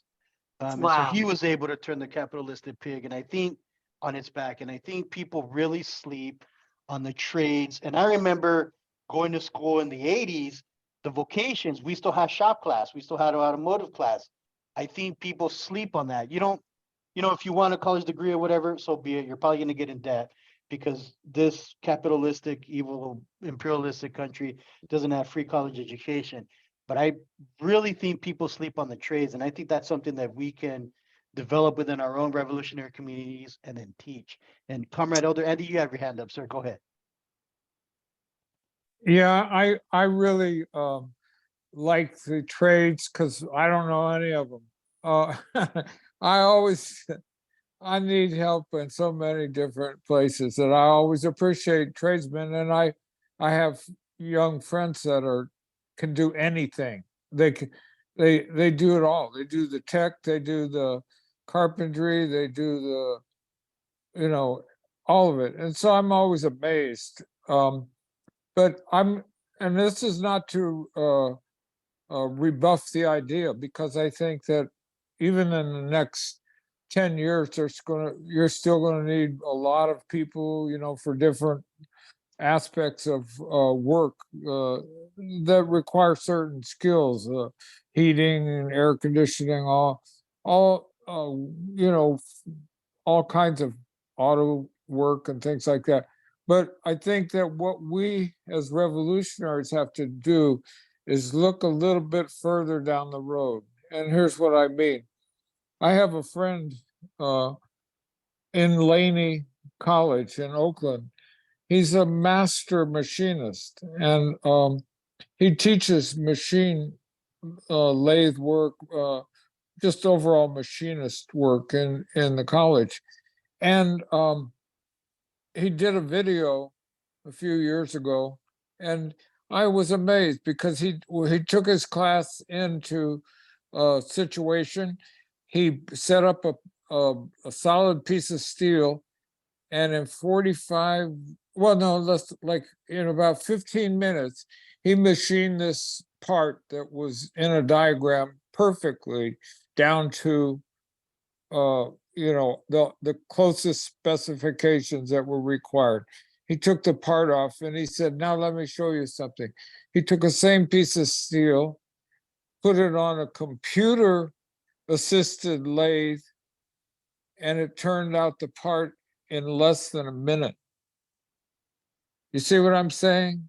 I mean, what we have to look at is where the future is going. The capitalists are not investing in industry in this country. They're not investing in those things anymore. They're making their big money on speculation. That's why that bank in in San Jose was Silicon Valley Bank. That's why that bank collapsed. All that money is no longer going into production, into industry. General Motors makes more money loaning money to people who are trying to buy a car. GM financing is much bigger than the production of cars. I mean, one of the things that they like to keep us ignorant upon is what they're actually up to. So we're usually, and I'm include myself, I've had my nose open and got hit plenty of times, but we don't see what's coming because they don't want you to see. They don't want you to know that they're taking all the money out of production. They're not going to do this infrastructure the way we would want them to do it. They'll do it the way they want to do it in order to not to employ people, because that's a good idea, but to engineer everything for themselves, not for the general population. So we have to be aware of that. That's not to say I'm not going to need a plumber pretty soon. So You know what, brother? I appreciate that point, because in this evil, self-destructing and downgrading system at like capitalism, you don't need that many producers, except for a few. So if you have few producers where the system is not investing in industrial things, or things that is hand required for more technology, whereas in a sense of conveniency, it just comes down to what's going to be done with the masses of the people who are out of work, who are pushed out of work, who can't. amen. You just get, unfortunately, rid of them. Yeah. Right. And this is something that we really need to look into, instead of listen to these disintegrating rap songs and fighting among each other, and throwing mud and sling shots at each other, and see while they trying to persuade us about the TikTok application. We really need to take a heed to what the heck is really taking place. Yes, yeah. Amen. Amen. Just like Comrade Elder Andy was saying, look further down the line, right? I Mhm. mean, it's coming. How do we prepare, survive, and then as revolutionaries, flip that capitalistic pig on its tail? As Comrade Elder was speaking, it reminded me of something that I remembered. I remembered when I first moved here to Oregon, I didn't have a vehicle. And I remembered I used to have to take the Max, which is kind of like a subway. I used to have to take a bus, a Max, and then another bus to get to my site, my work site. And I remember I met an older gentleman from Pennsylvania, and a big white dude. Like, he looked like a Viking. And I remember he had just this brazen, brash, rude sense of humor. I loved it. And a lot of Oregonians, they didn't like that East Coast attitude. And I remember I really got along well with him. And he was a very avid photographer in the 60s and 70s. And he had just moved here, because of a divorce, whatever. So he was starting his life all over. And I remember he was saying, gosh, not to say my age, but this was in the 90s. He said, I've always been into photography. I've always had a dark room. I guess back in the day, you had to like use chemicals to actually develop the film and all that. And he goes, nowadays, people use the digital cameras. It takes it on a floppy disk. But if you ask me to take a picture of something, a scene, nature scene, a beautiful car, whatever, and you do it digitally, I could tell the difference because I Mm. have been a master photographer. And then I See, remember years later, I had saved up, I had got an old pickup, and I was driving my old pickup, and I heard this voice, and it was him. And I was downtown Portland. It was dead stop traffic, and so I told him to jump in, and we went out for a beer, whatever. And then I remember asking him what he was doing, and he was not working at the job site anymore. He was actually working for the Oregonian, which back in the day, this was an actual newspaper. Now it's all digital. And he was head of the like media department. And they were just doing that transition from a natural newspaper to doing everything online. And his job was to grab photographs and digitize them or do like digital artwork or digital photography. And I remember thinking, and I was teasing him, I was like, bro, you're such an old man. Like, how did you make that change? And just like Comrade Andy, he said, I saw it coming. The technology was getting so good that at that point, when I knew I couldn't tell the difference between a steady hand and developing black and white film to just a camera phone, not just a digital camera anymore, but a phone that had an app to just change the picture to black and white, and I couldn't tell the difference. He said, that's how I knew if I didn't get on board with technology and become a part of it, I would be replaced. And a lot of old people in my age cannot make that change, and I needed to survive for myself. And I remember I was blown away. I was like, damn. And he did it. He was in charge of all these young whippersnappers out of college. And just with that really brash East Coast attitude, he was disliked. And I fucking love that guy. He was just such a hardworking, down to earth person that literally came from the class. And it was interesting because as a young Chicano with this older white guy from the East Coast, we clicked. I mean, we would always eat together on the work site. I mean, I really miss that comrade. Yeah, he was a very good friend. And comrade Elder Eddie, you still have your hand up. Did you want to say something else? Because you're dropping some gems.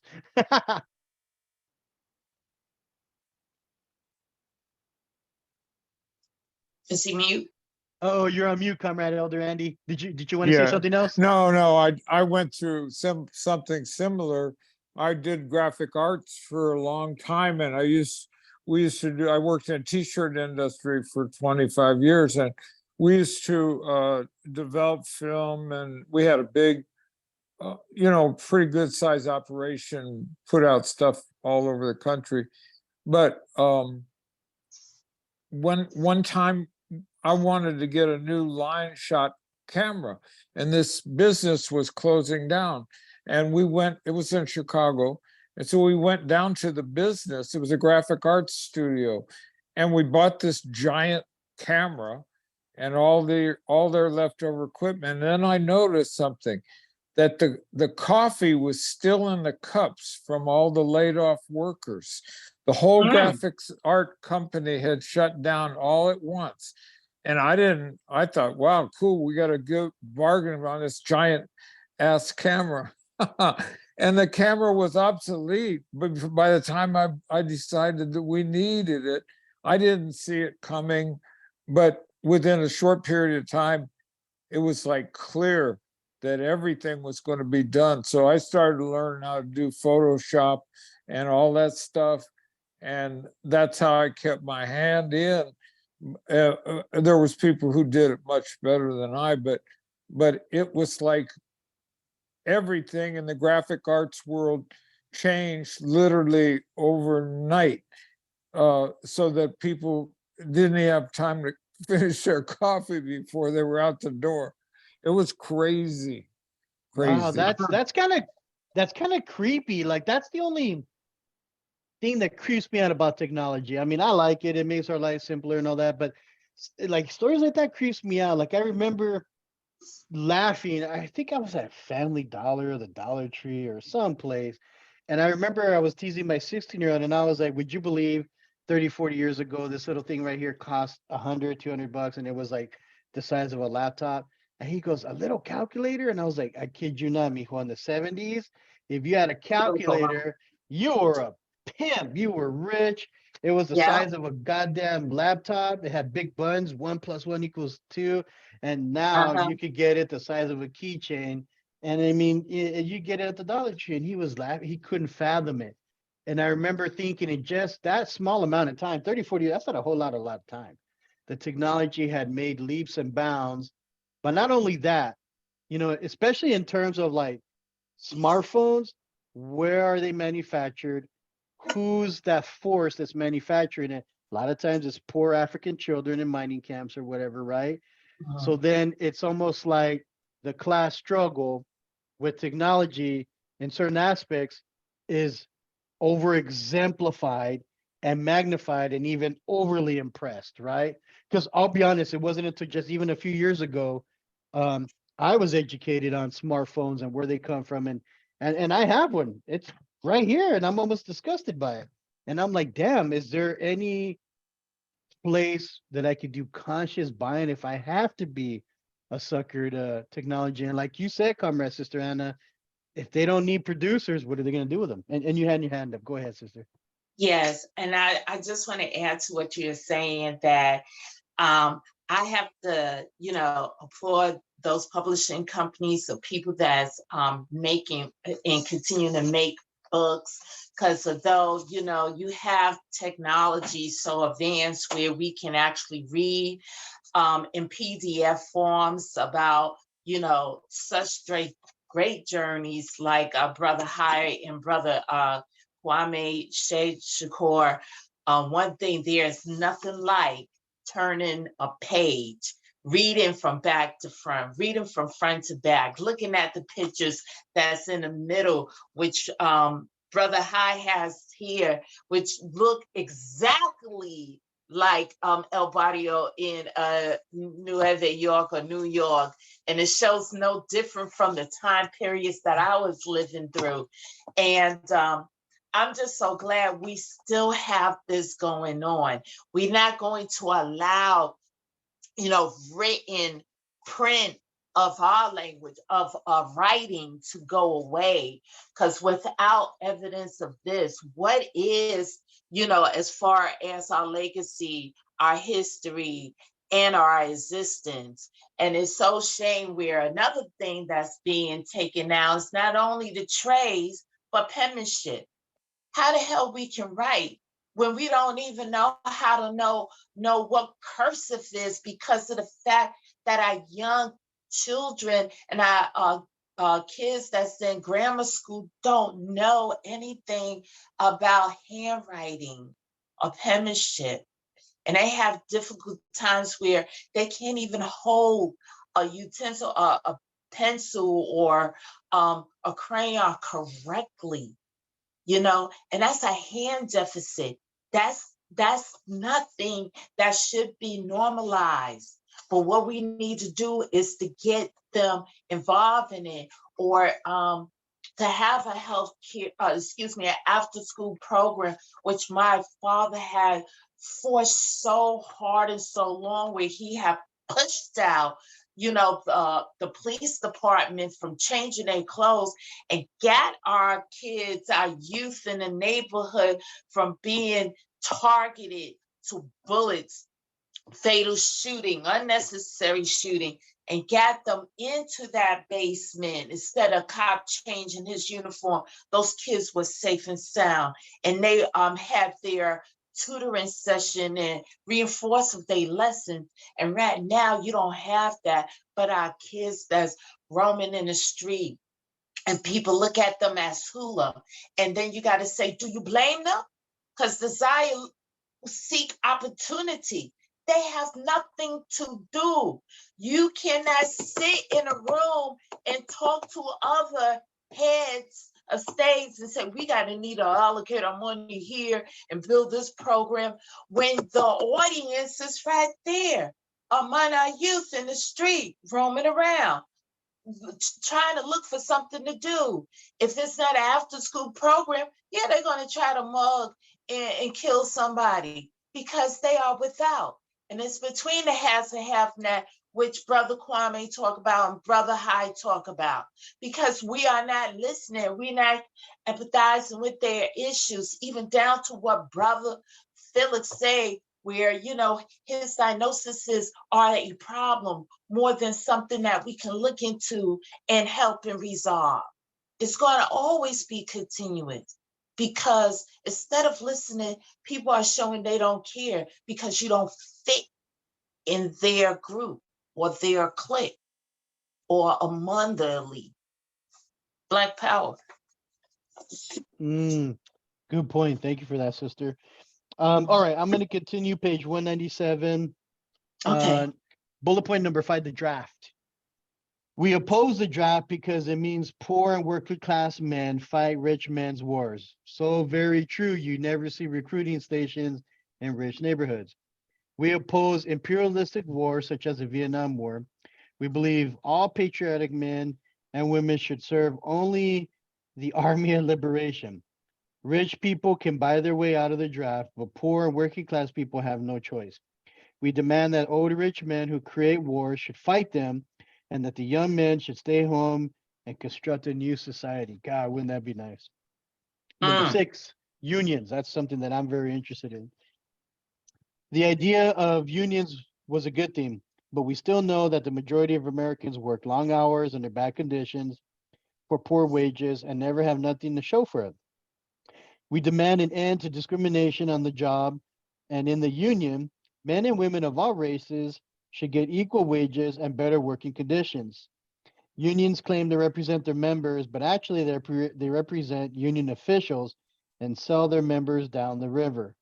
Gosh, that's so true. I mean, just that conversation I was having with my union steward going against the PPB union, he didn't want to hear it. Sellout unions must be destroyed, and that's SEIU, FYI. So sorry to call them out, but it is what it is. Sellout unions must be destroyed. Therefore, we support the right of workers to organize outside of the union. We realize the real change in this country will not happen until people control their factories. When the workers control their factories, they have no need for union representatives or to bargain for their company. That's, again, very true. Page 198, number 7, exploitation of the community. We understand that the businessmen in the community make their living off of us. We understand that we make the products that they sell back to us. We demand that if businessmen intend to stay in the community, those profits be interested in the community in the form of goods and services. That is so true. God, that is so true. You know, there is a national boycott that happened in the 60s and 70s, which will come to fruition again, of Driscoll's berries. If people look up old Cesar Chavez photos, which he should be remembered as a union organizer, not really a social justice movement person, you can see pictures of him with signs that say no grapes. The Driscoll Company is a union busting company. They exploit indigenous brown men and women, especially children, and they've been doing it for many years. And I remember hearing from a couple berets that were protesting outside of some bougie store, New Seasons, Trader Joe's, something like that, about having Driscoll berries there. And they ran across somebody who was an indigenous grape picker who had picked Driscoll's berries, who could not even afford to buy them at Trader Joe's or wherever the hell they were at, New Seasons and all that. And if anybody should have the right for it, it should have been the picker. So again, the right of the worker should be that they control their own means of production, right? Very interesting. We demand that if businessmen intend to stay in the community, those profits be interested in the community in the form of goods and services and be invested in the community. Yeah. Number 8, racism. Racism is a tool of capitalism to make people fight amongst themselves instead of fighting together for their freedom. Divisions of race and sex serve the interests of the rich ruling class and not of the people. Amen to that. Number 9, the release of all political prisoners. We demand the release of all political prisoners. We understand that the majority of the so-called criminals, quote unquote, in our concentration camp prisons are victims of our class society. Justice is a luxury that only rich men can afford. These people should be released to build a new society instead of hidden away for society's mistakes. Absolutely. Amen to that. Number 10, cultural nationalism. We believe that to fight only for the interests of your close cultural brothers and sisters is not in the interest of all the people, and in fact perpetuates racism. I'm gonna stop right there right quick because it's so very true. Different people join different movements for different things. Obviously, I joined the Brown Beret movement to better the conditions of my people and so forth. I was educated on socialism because of my family on the Venezuelan side of my family, not just the Chicano side. I was also educated on the class struggle by my union and going to union classes and learning the history of unions and coal miners and strikes and so forth. And then what I heard about what was happening in Virginia, Montana, and so forth, with mining companies murdering people that were a lot of times women and children, and that I understood them to be white and of the poor class. I felt a connection. I felt a class connection, and then I started doing more research through the education of unions on classism. So that is Mhm. this what he's saying right here, cultural nationalism is 100% on the point. All power to the people and working people. Cultural nationalism does not solve the political problems of the oppressed peoples, but only perpetuates exploitations. Capitalism makes millions on love beads, afro shorts, and cowboy hats. Cultural nationalism is a tool of capitalist exploitation. And then if you look in the comments here, Comrade Elder Andy says, there will be a fascist labor front. Many labor unions perceived as progressive are selling us out now and will continue to do so. And that is so very true until we take control back. Number 11, revolutionary solidarity. Revolutionary solidarity with all oppressed people of this and all other countries and races defeats the divisions created by the narrow interests of cultural nationalism. We support all wars of national liberation and demand an immediate end to the war in Vietnam. Monopoly cannot monopoly, man, that's hard to say. Monopoly. Monopoly capitalism and corrupt Russian socialism are enemies of the oppressed people throughout the world. Um, Mm. yeah, and that's actually the end right there. Dropping knowledge bombs. I've said it once, I'll say it again.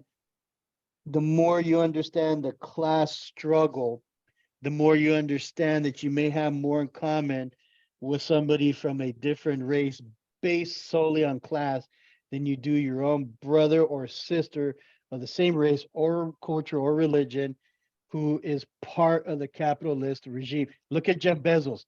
Bezos, that Mhm. is a Latin name, Bezos. And this fool went into a rocket and thanked his workers for doing that, for a freaking joyride. Instead of giving his workers healthcare, free healthcare, instead of giving maybe like a daycare where some of these Amazon workers can take their kids to, like on premises, they're union busters. It's disgusting that now there's a trend to use Amazon for everything, where they give Prime memberships to ICE, to the FBI, and so forth.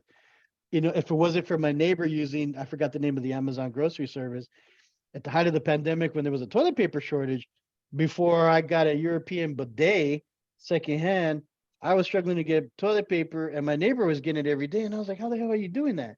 And she was like, oh, Amazon grocery list. And I was like, God damn, I Mhm. really got to go to Jeff Bezos and wipe my ass. Are you serious? Like, they literally are forming it in a way for us to become dependent on some of these capitalistic machines and regimes. And it's sad that some of us sell out. Bezos is a sellout. Go ahead, Sister Anna. Yeah, in addition to that, you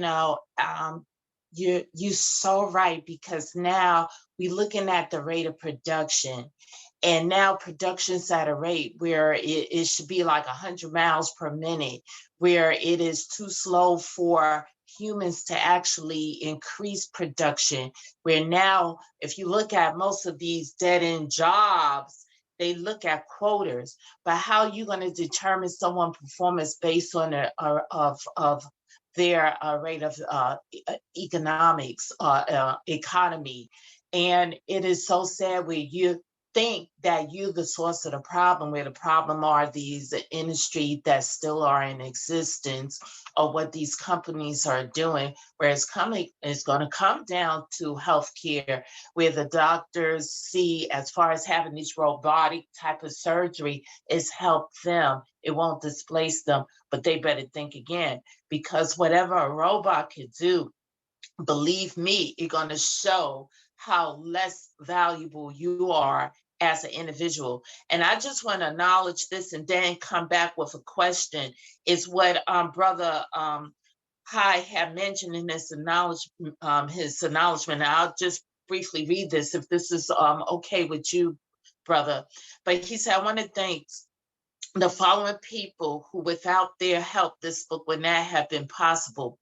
And he mentioned Antonia Lopez, Annie Kennington, Bobby McInnes, Lorraine Whistle McCoy, Miles Whistle McCoy, Carol Blankley, Bob Rehack, Bobby Lee, Elizabeth Jesse, Henry Poison Gaddis, Jacoby Williams, John Langford, John Jimenez Young Laws, Christian Williams, Margie DeVoe, Mike James, Marilyn Katz, Ralph Thurman, Roger Guys, Scott Crow, Billy Kennington, Ted Steen, Stein McKinney, Illinois Black Panther Party, Patrick Sturgeon, Bob Lawson,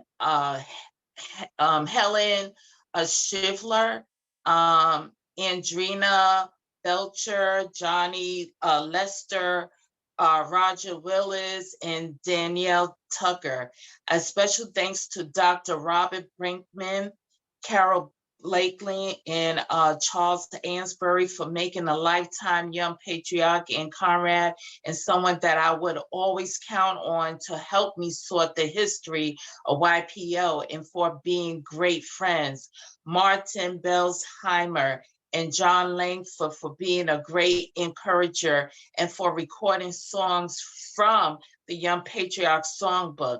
Andy, our own Andy Willis, for his great political discussion, and his band, the Emirates for Emors, for recording our song. Ray Santi Sembin, if I'm announcing his names correctly, for allowing me to assist in the making of the first Rainbow Coalition documentary. Bob Rainhank, for allowing me to use some pictures from his book, Uptown Portrait of the Chicago, Illinois, in the mid-1970s. And he also further state Nancy Hollader for the use, her use of her historical photos of, quote, civilian must control their police, end of quote. Paul Siegel and Mary Ann Major in Chicago and Lynn Lewis in New York for giving us shelter and welcoming me into their home and family. And very, very special thank you to James Tracy, Amy Sonny, and Bobby Lee, who encouraged me to write this book and spend many hours guiding me through the process. Scott Crow for funding the first 2 edits of this book. Most of all, I want to thank my nephew, Tony Kearns, for giving me shelter and financial help so I could write the book. And finally, but not last, my daughter, Erica Thurman, for her encouragement and love, and my mother, Pauline Knight, and my sister, Geraldine Crown, who never gave up on me, and to all oppressed people, past, present, and future, who was fighting to make this world a better place to live. And I just want to say one thing in appreciation: without the comrades, there would not be a movement. And one thing I'm so amazed, and it really lightened my heart, is that throughout the whole adversities of what many facets in a movement went through, from formation, organization, groups, even down to the one single person like my father, because he's an amazing community activist. One thing we looked at, and it's the same thing, is that we took care of our own. We provide safe housing. We provide food. We provide the skills of what we know to plant that seed, not just to fill the belly of someone for the night, but give them something that they can build a career, plant a seed to grow their food, to nourish the community, but most of all, to take care of each other. And I have to commend and wanted to read this acknowledgement because such people in our life or help us along our revolutionary journey and help educate us or to see a different thing, a different way of perspective of things where I was unaware of these 11 points and they touch home so much. And everything that you offer, Brother Lobo, you offer, Brother Andy, where down to your art. And although, Brother Andy has said at one point, there's certain things where, when it's coming to arts that have been taken out. I'm an artist too. And yes, I have abandoned that. And thank you for influencing me to get back into the art for your beautiful masterpiece.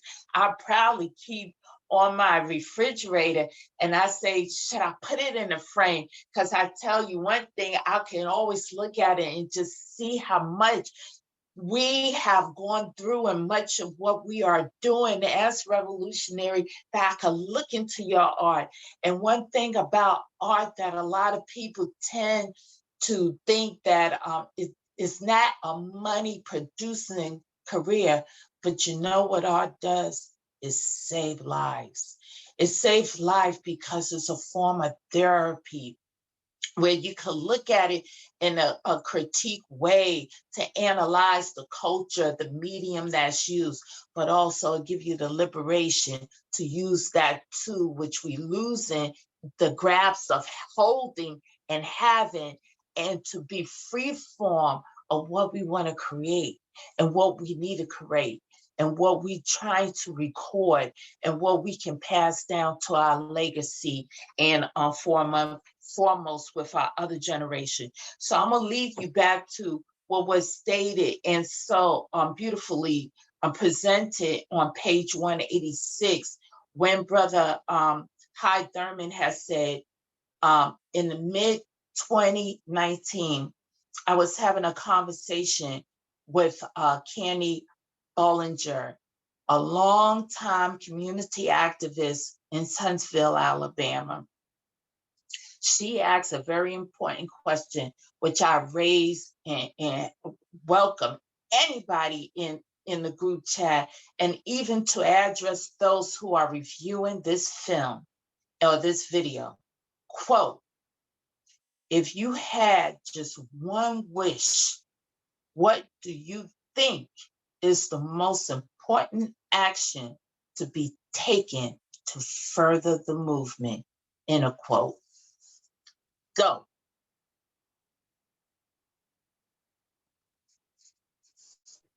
You know what? I'll throw in my 2 cents. I think, and I know this is gonna sound trivial, but I know me and Comrade Elder Hyde Thurman have talked about this, and we actually talked about this on a Rainbow meeting once, if I'm not mistaken. It's educating each other. Like even from you, Sister Anna, I learned so much.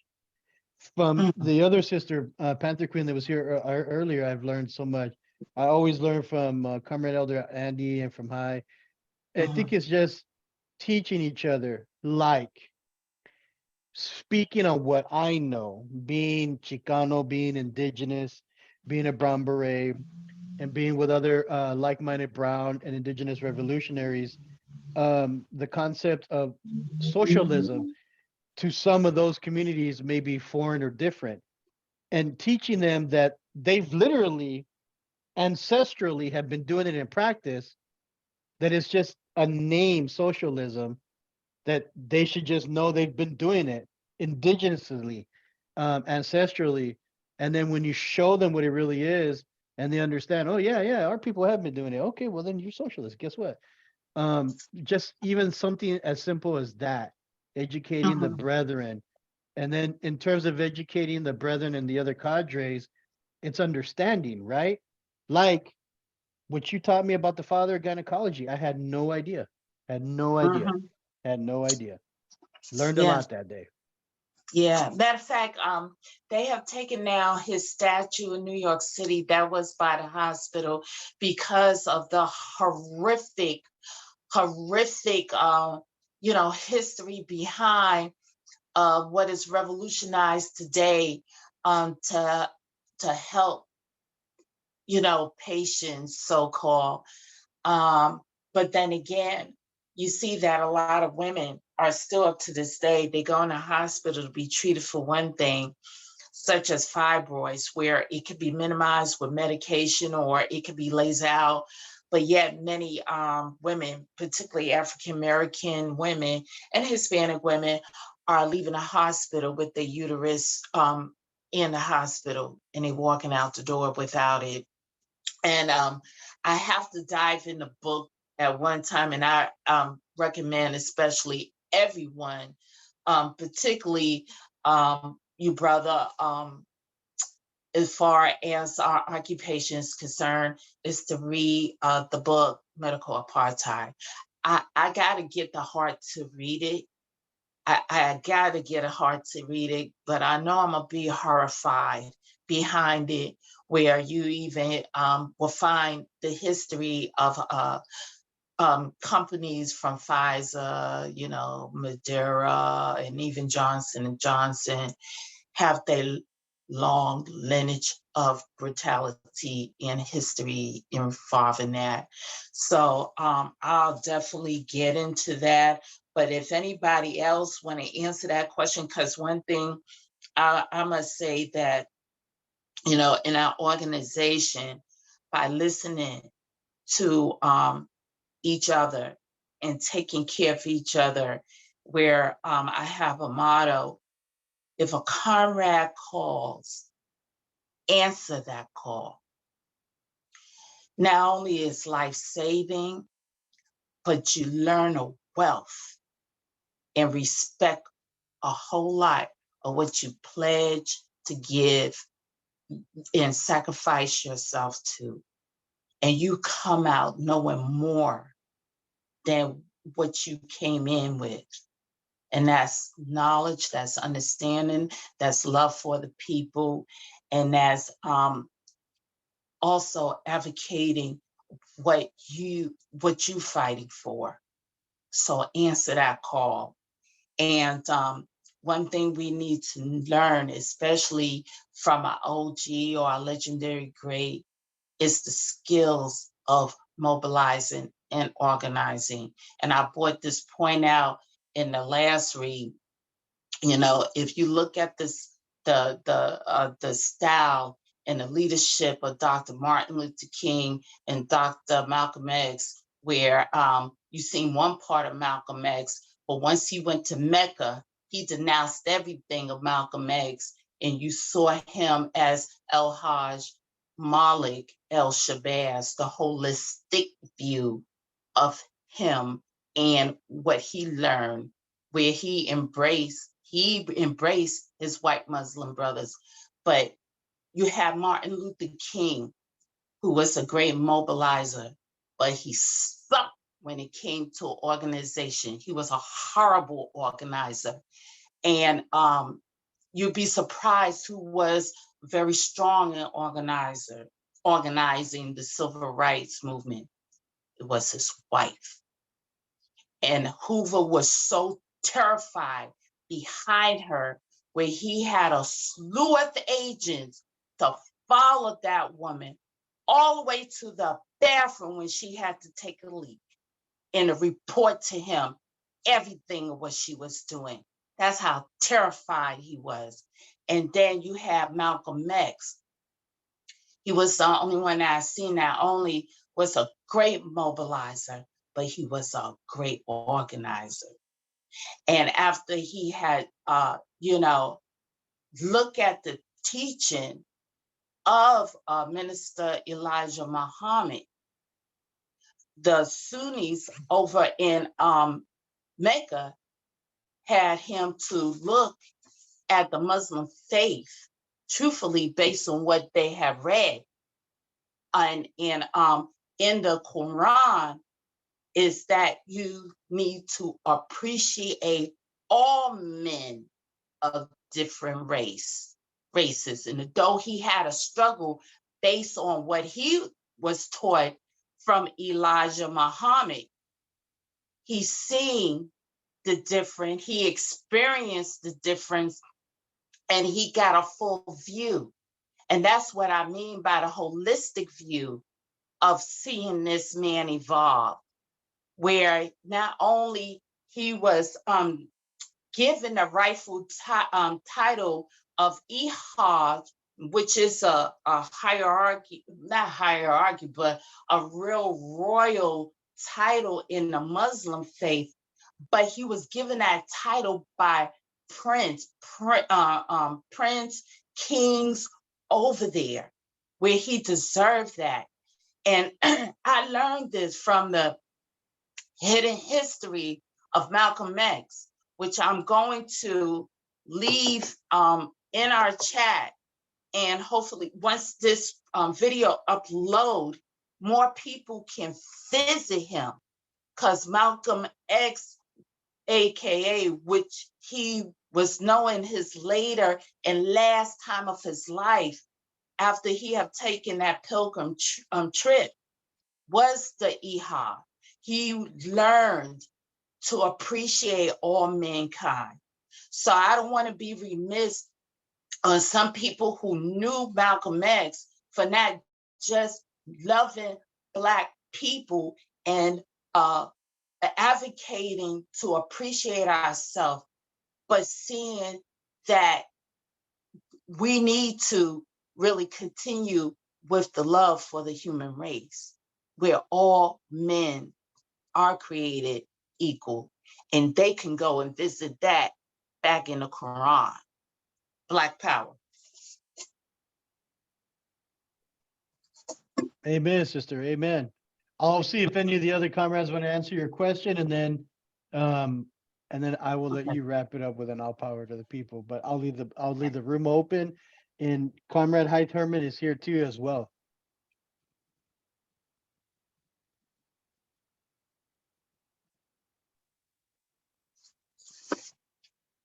I'll chime in real quick. This is Comrade Rob from the White Panther Party. So if I get it correctly, the question is kind of around like, what do we see as like important or in organizing or primary? Is that? What was written on page 186 by Kenny Bellinger, and of course, Brother Hyde can elaborate on it. She asks a very important question, quote unquote.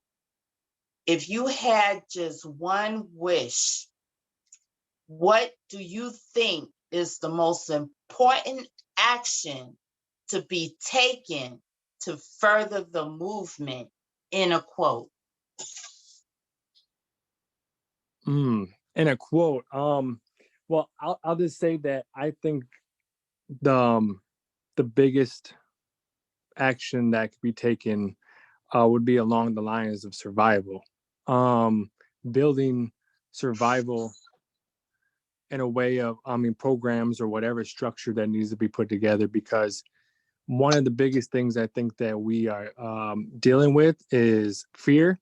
And that's something that's always going to be used against us in many different fashions. But if we could somehow combat that with survival, I think that survival is important, and that gives a lot of foundation to be able to push the movement forward. And this, because a lot of people not everyone's thinking about revolution right now. Some people are thinking of just making ends meet. Some people are thinking about just getting food on the table. Some people are scared of a civil war. Some people are scared of ecological collapse. These are all different aspects of people that are living in fear, and we have to combat that with survival. I think that's very important, which the education, everything that you guys were talking about encompasses that as well. All power. Excellent. Spot on. From one Rob to another. Spot on. Yes, I want to add, brother. I thank you. I just want to add, this is the reason why I had even looked into a general order, because I used to be part of the new Black Panther Party for self-defense. And I looked at the manual, I dissected that manual, and I seen the flaws and advantages of that manual, which has been inspired, of course, by the Black Panther. And I say, how can we go forward when there's certain general orders which serve the purpose of a panther, that shows the vision of a panther and a core value of the panther is lie in domain. And the number one thing is we can say dear to, the struggle, or, power to the people and Black power. But how can we raise all of those powers? How can we stand up as revolutionary when we are ignoring the most essential thing, and that is our health, where every organization, formation, and group needs to know first aid and or have a medical contract on board. It was point number 21 of our general order. It was about number 9, where we need to know first aid. Not only this is occupation, but it's a lifetime skill.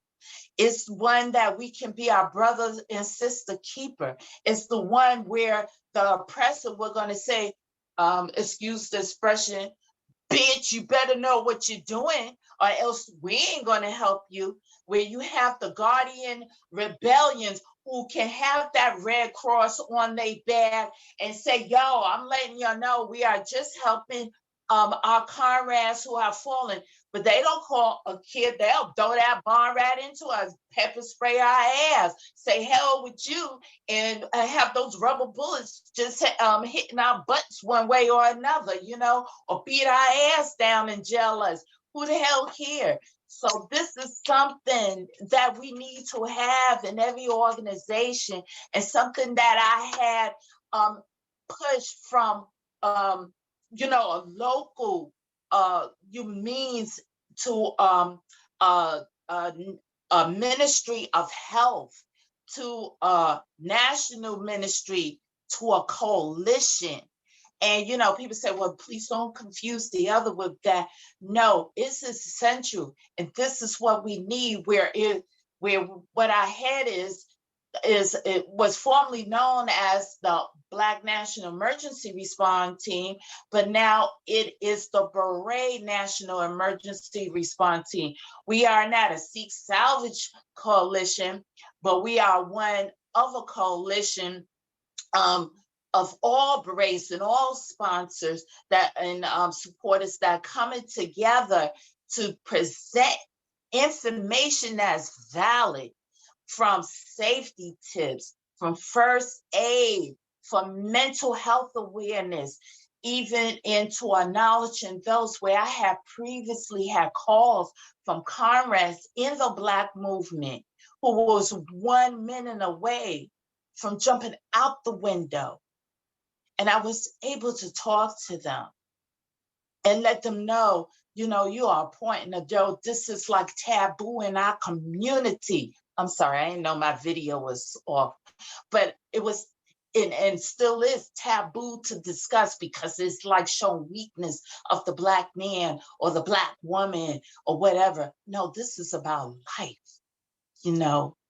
which this, books club is so important, because not only you reading about these gems that Brother High and Brother Kwame have gifted us, but we were able to share our experience and learn about these gems and show people what we are going through to get off our chest what have been suppressing us, and educating even those brothers and sisters who fighting with us today. Black power. Amen, sister. Amen. There has been talk, and it is my hope with the Second Rainbow Coalition to have like a conference, and that's not my idea. Comrade High Thurman, Comrade Other High Thurman had mentioned it. Comrade Zombie from Guardian Rebellion had mentioned it, but like a conference, like all Rainbow Coalition cadres, all allies get together at some central point under some roof. We talk about, like Comrade Rob said, different kind of survival programs, maybe how to live off grid, maybe self-defense, maybe how to grow food How many of us know how to grow food? You can't go to the grocery store, what you gonna eat? You know, self-sufficiency, sustainability program, whatever. And we have like some kind of workshops. I know within the Rainbow Coalition, there's somebody that's knowledgeable on firearms. I know there's somebody that's knowledgeable on first response, street medic. Comrade Hyther, I can tell you. I mean, we had an incident at an event where, thanks to a couple of comrades from Garden Rebellion, they were there and able to handle a situation. Paramedic training, any kind of survivalistic training, whatever it is, mental health, behavioral health, defense, food, whatever, living off grid, whatever. It'd be really nice to have annual conferences where the conference always has a theme. And it'd be really nice to maybe start the first conference with the theme of survival program. If you know how to grow food, teach us. If you know first aid, teach us. If you know hand-to-hand self-defense, teach us any kind of survival programs, because then that helps create self-sustainability within the cadres. And actually that helps build camaraderie and intersectionality, right? I'm just using this as an example, but if Comrade Rob knows how to grow fruits and vegetables, I've been talking with my old lady, with my missus, my senora, all the time about starting like a box garden, because we're limited in space, right? It'd be nice to have to grow your own food, whatever. That would really be my hope and plan, and I would really like to bring that to fruition. Of course, that's going to take planning, but Comrade Elder Eddie, you have your hand up, sir. Go ahead. Yeah, I really agree with all these estimates of situation, what we need to do, what's on our plate. You know, I think that that the survival of this our species and of other species in the world is actually on our plate, whether we're ready or not. Here it comes, and that's a awesome thing to even consider, much less have a quick answer as to how to solve these things. It's not. But what we have to instill, the people are in despair. The many, many millions of people throughout the world who are, you know, eating off of garbage dumps and, you know, just trying to survive. They're despairing. They do not have a vision. They don't have a something that they are fighting for, willing to live and die for. Now, that is what a revolutionary does. When you see the 4 million French people out in the street, they have a counter vision for what the neoliberals are proposing. When you see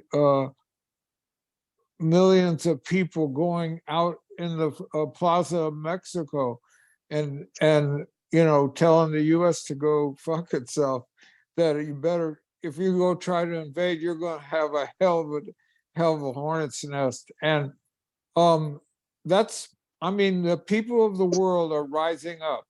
They don't have a clear vision yet of what they want to do, but we do have the notion that we're going to go, like what Sister Anna's got on her shirt is kind of important. It's like educate, empower, and what's the last one? Or educate and empower and something else.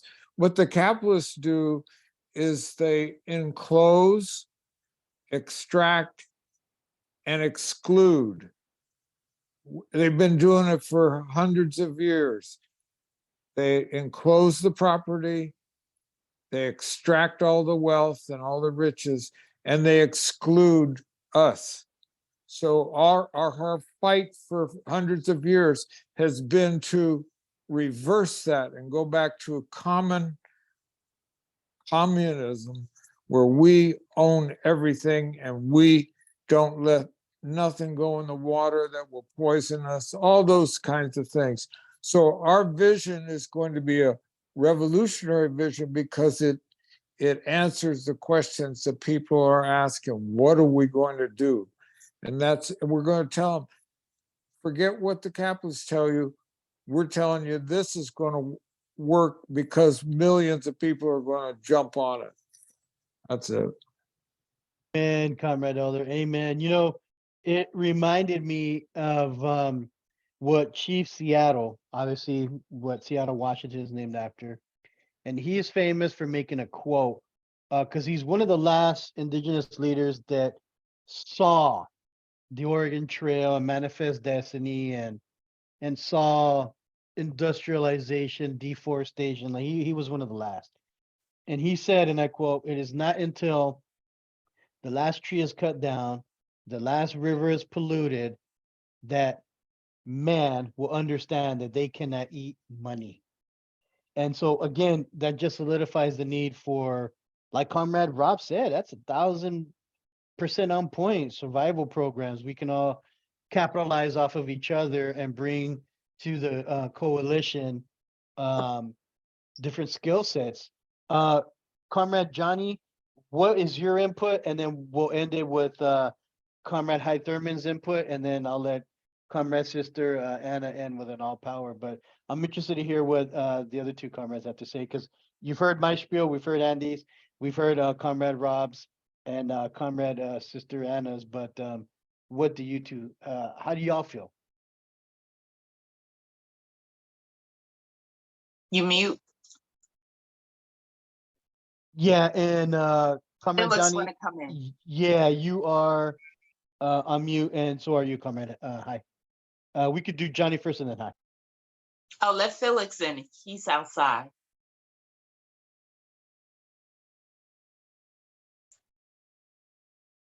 Conrad, you still mute. Sorry about that. I'm looking.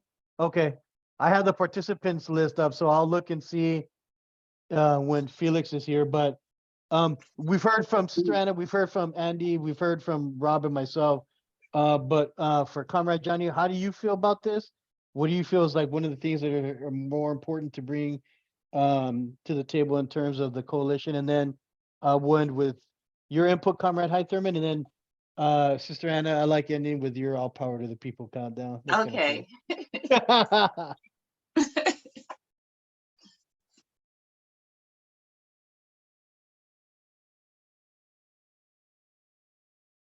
Okay, I think Comrade Johnny is on mute. So then I guess we'll go to you, Comrade Elder High. This is your book. It's very, very informative. Like Comrade Sister Anna said, I really do dig the pictures. But in terms of like a last ditch effort, or one of the things that we should focus on, what do you think would your opinion would be on that? But as far as the revolution or building it, Yes, sir. we got bad internet here. It's going in and out. So I only heard part of what people were saying, but Oh, okay. I'm in a hotel here. But I tell you, I think we need to get more and more into our community. We need to start understanding more and more of the people in our community. And find out exactly what they're feeling and what they're talking about, and to meet them, where they are. And don't expect them to be where we want them to be. Because too many times organizers will come in and, not knowing, they just expect people to be where they think they should be. You have people in the same family is going to be in different places. And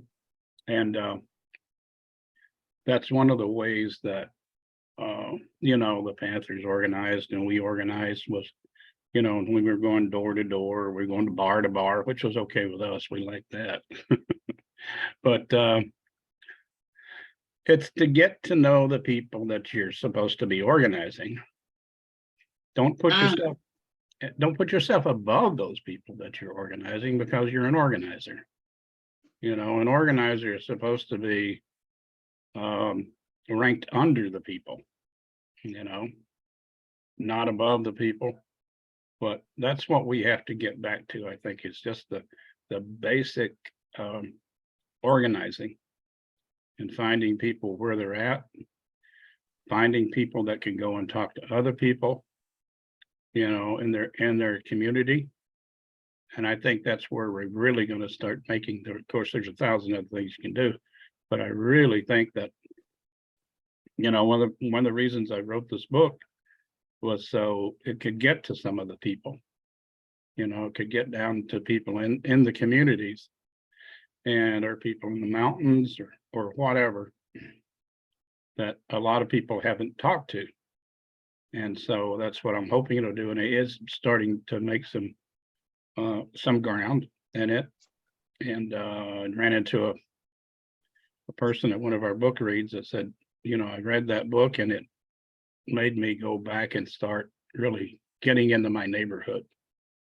So I think that's where it's at. And I don't think that we're going to get where we want to be, by talking or lip service or, emails or, Zoom, any of that. But we got to get right down to that person and have a cup of coffee with them or a beer with them, go to church with them, whatever they're doing. And that way they're going to see us being, an equal. And then I think that's when, and everybody's got a purpose. And the reason we came together, first of all, in the Rainbow Coalition was basically three things. One was overwhelming poverty, overwhelming police brutality, and urban renewal. And so we saw that kids needed food, we got them food. The cops needed to stay away from us, so we developed programs to be anti-cop. And then we did a lot to try to stop the urban renewal and gentrification. Those were the things that were most important at the time. Then the healthcare and the other stuff. So I think we need to really get back to the basics. We can have all the rallies we want. We can have all this stuff, but it ain't gonna make any difference unless we're down there reaching the people. And we're always gonna find somebody in the neighborhood who's gonna come along and start organizing and get embedded in their community. And I think that's really where it's at. Back then we talked about freedom more than we talked about a lot of things because we felt we were not free at all. And I'm seeing that today. People are not free. It's just, it's just a different type of meaning today. So I think we need to, really get back into that. That would be my suggestion. Let them identify themselves, and let them work it that way. You know what? I could totally dig all that, Comrade Elder, and I see what you're saying. And I think in doing that and like going back to the basics, grassroots, embedding yourself in the community, hell, even going door to door, like you say, having a beer or coffee with somebody, you get to learn to just simply talk to people and relate to them on a humanistic level. Mhm. If I could pay you a compliment, you're one of the few elders in any movements I have seen that's able to talk to a young Black comrade. At your book event here in Portland, we had queer trans comrades, we had myself in uniform, and then even after the event where we were at the bar, you were hamming it up with the bartender. And had I not known, I would have thought you knew that guy for years. You were just able to relate to them on a humanistic level because at the end of the day, we all bleed the same color blood. Yeah. Maybe different blood types. Yeah. Maybe different blood types, but we all have specific needs that humans need: healthcare, food, clothes, all that, right? And I think if you could relate to anybody on any spectrum, whether they're an LGBTQIA plus comrade, a radical Black comrade, a radical Chicano comrade like myself, or whatever, and you can relate to all of them, then you can start building with them. And I don't think you can get there until you do exactly what you say, Comrade Elder, is start getting into your neighborhoods, your communities. Just talk to people. That's it. And don't be afraid to say anything, don't be afraid to plant a seed, because too many people are just afraid they're going to get, oh no, I'll be a failure, or I can't do that, take a chance. But it's like it's like how people become friends, right? They see each other, they talk to each other. They might not have everything in common, but they do have some things in common. And so that was one of the biggest downfalls of the student movement in trying to relate to the people in the community. They didn't try, most of them didn't try to relate. They just talked over them, and something about my culture, for instance, is country music. I love it. I was raised on it. And, I had somebody tell me that they're just feeling sorry for themselves, listening to that music. You don't do that. You just don't do that. But you go and play a guitar with them, you sing with them, you play with them, or whatever it is in your culture, and that's, I think that's where it's at. You gotta identify with them, and not everybody's gonna do that, but some people will, But Amen, comrade. Amen. Thank you for your insight, and thank you for the book. It's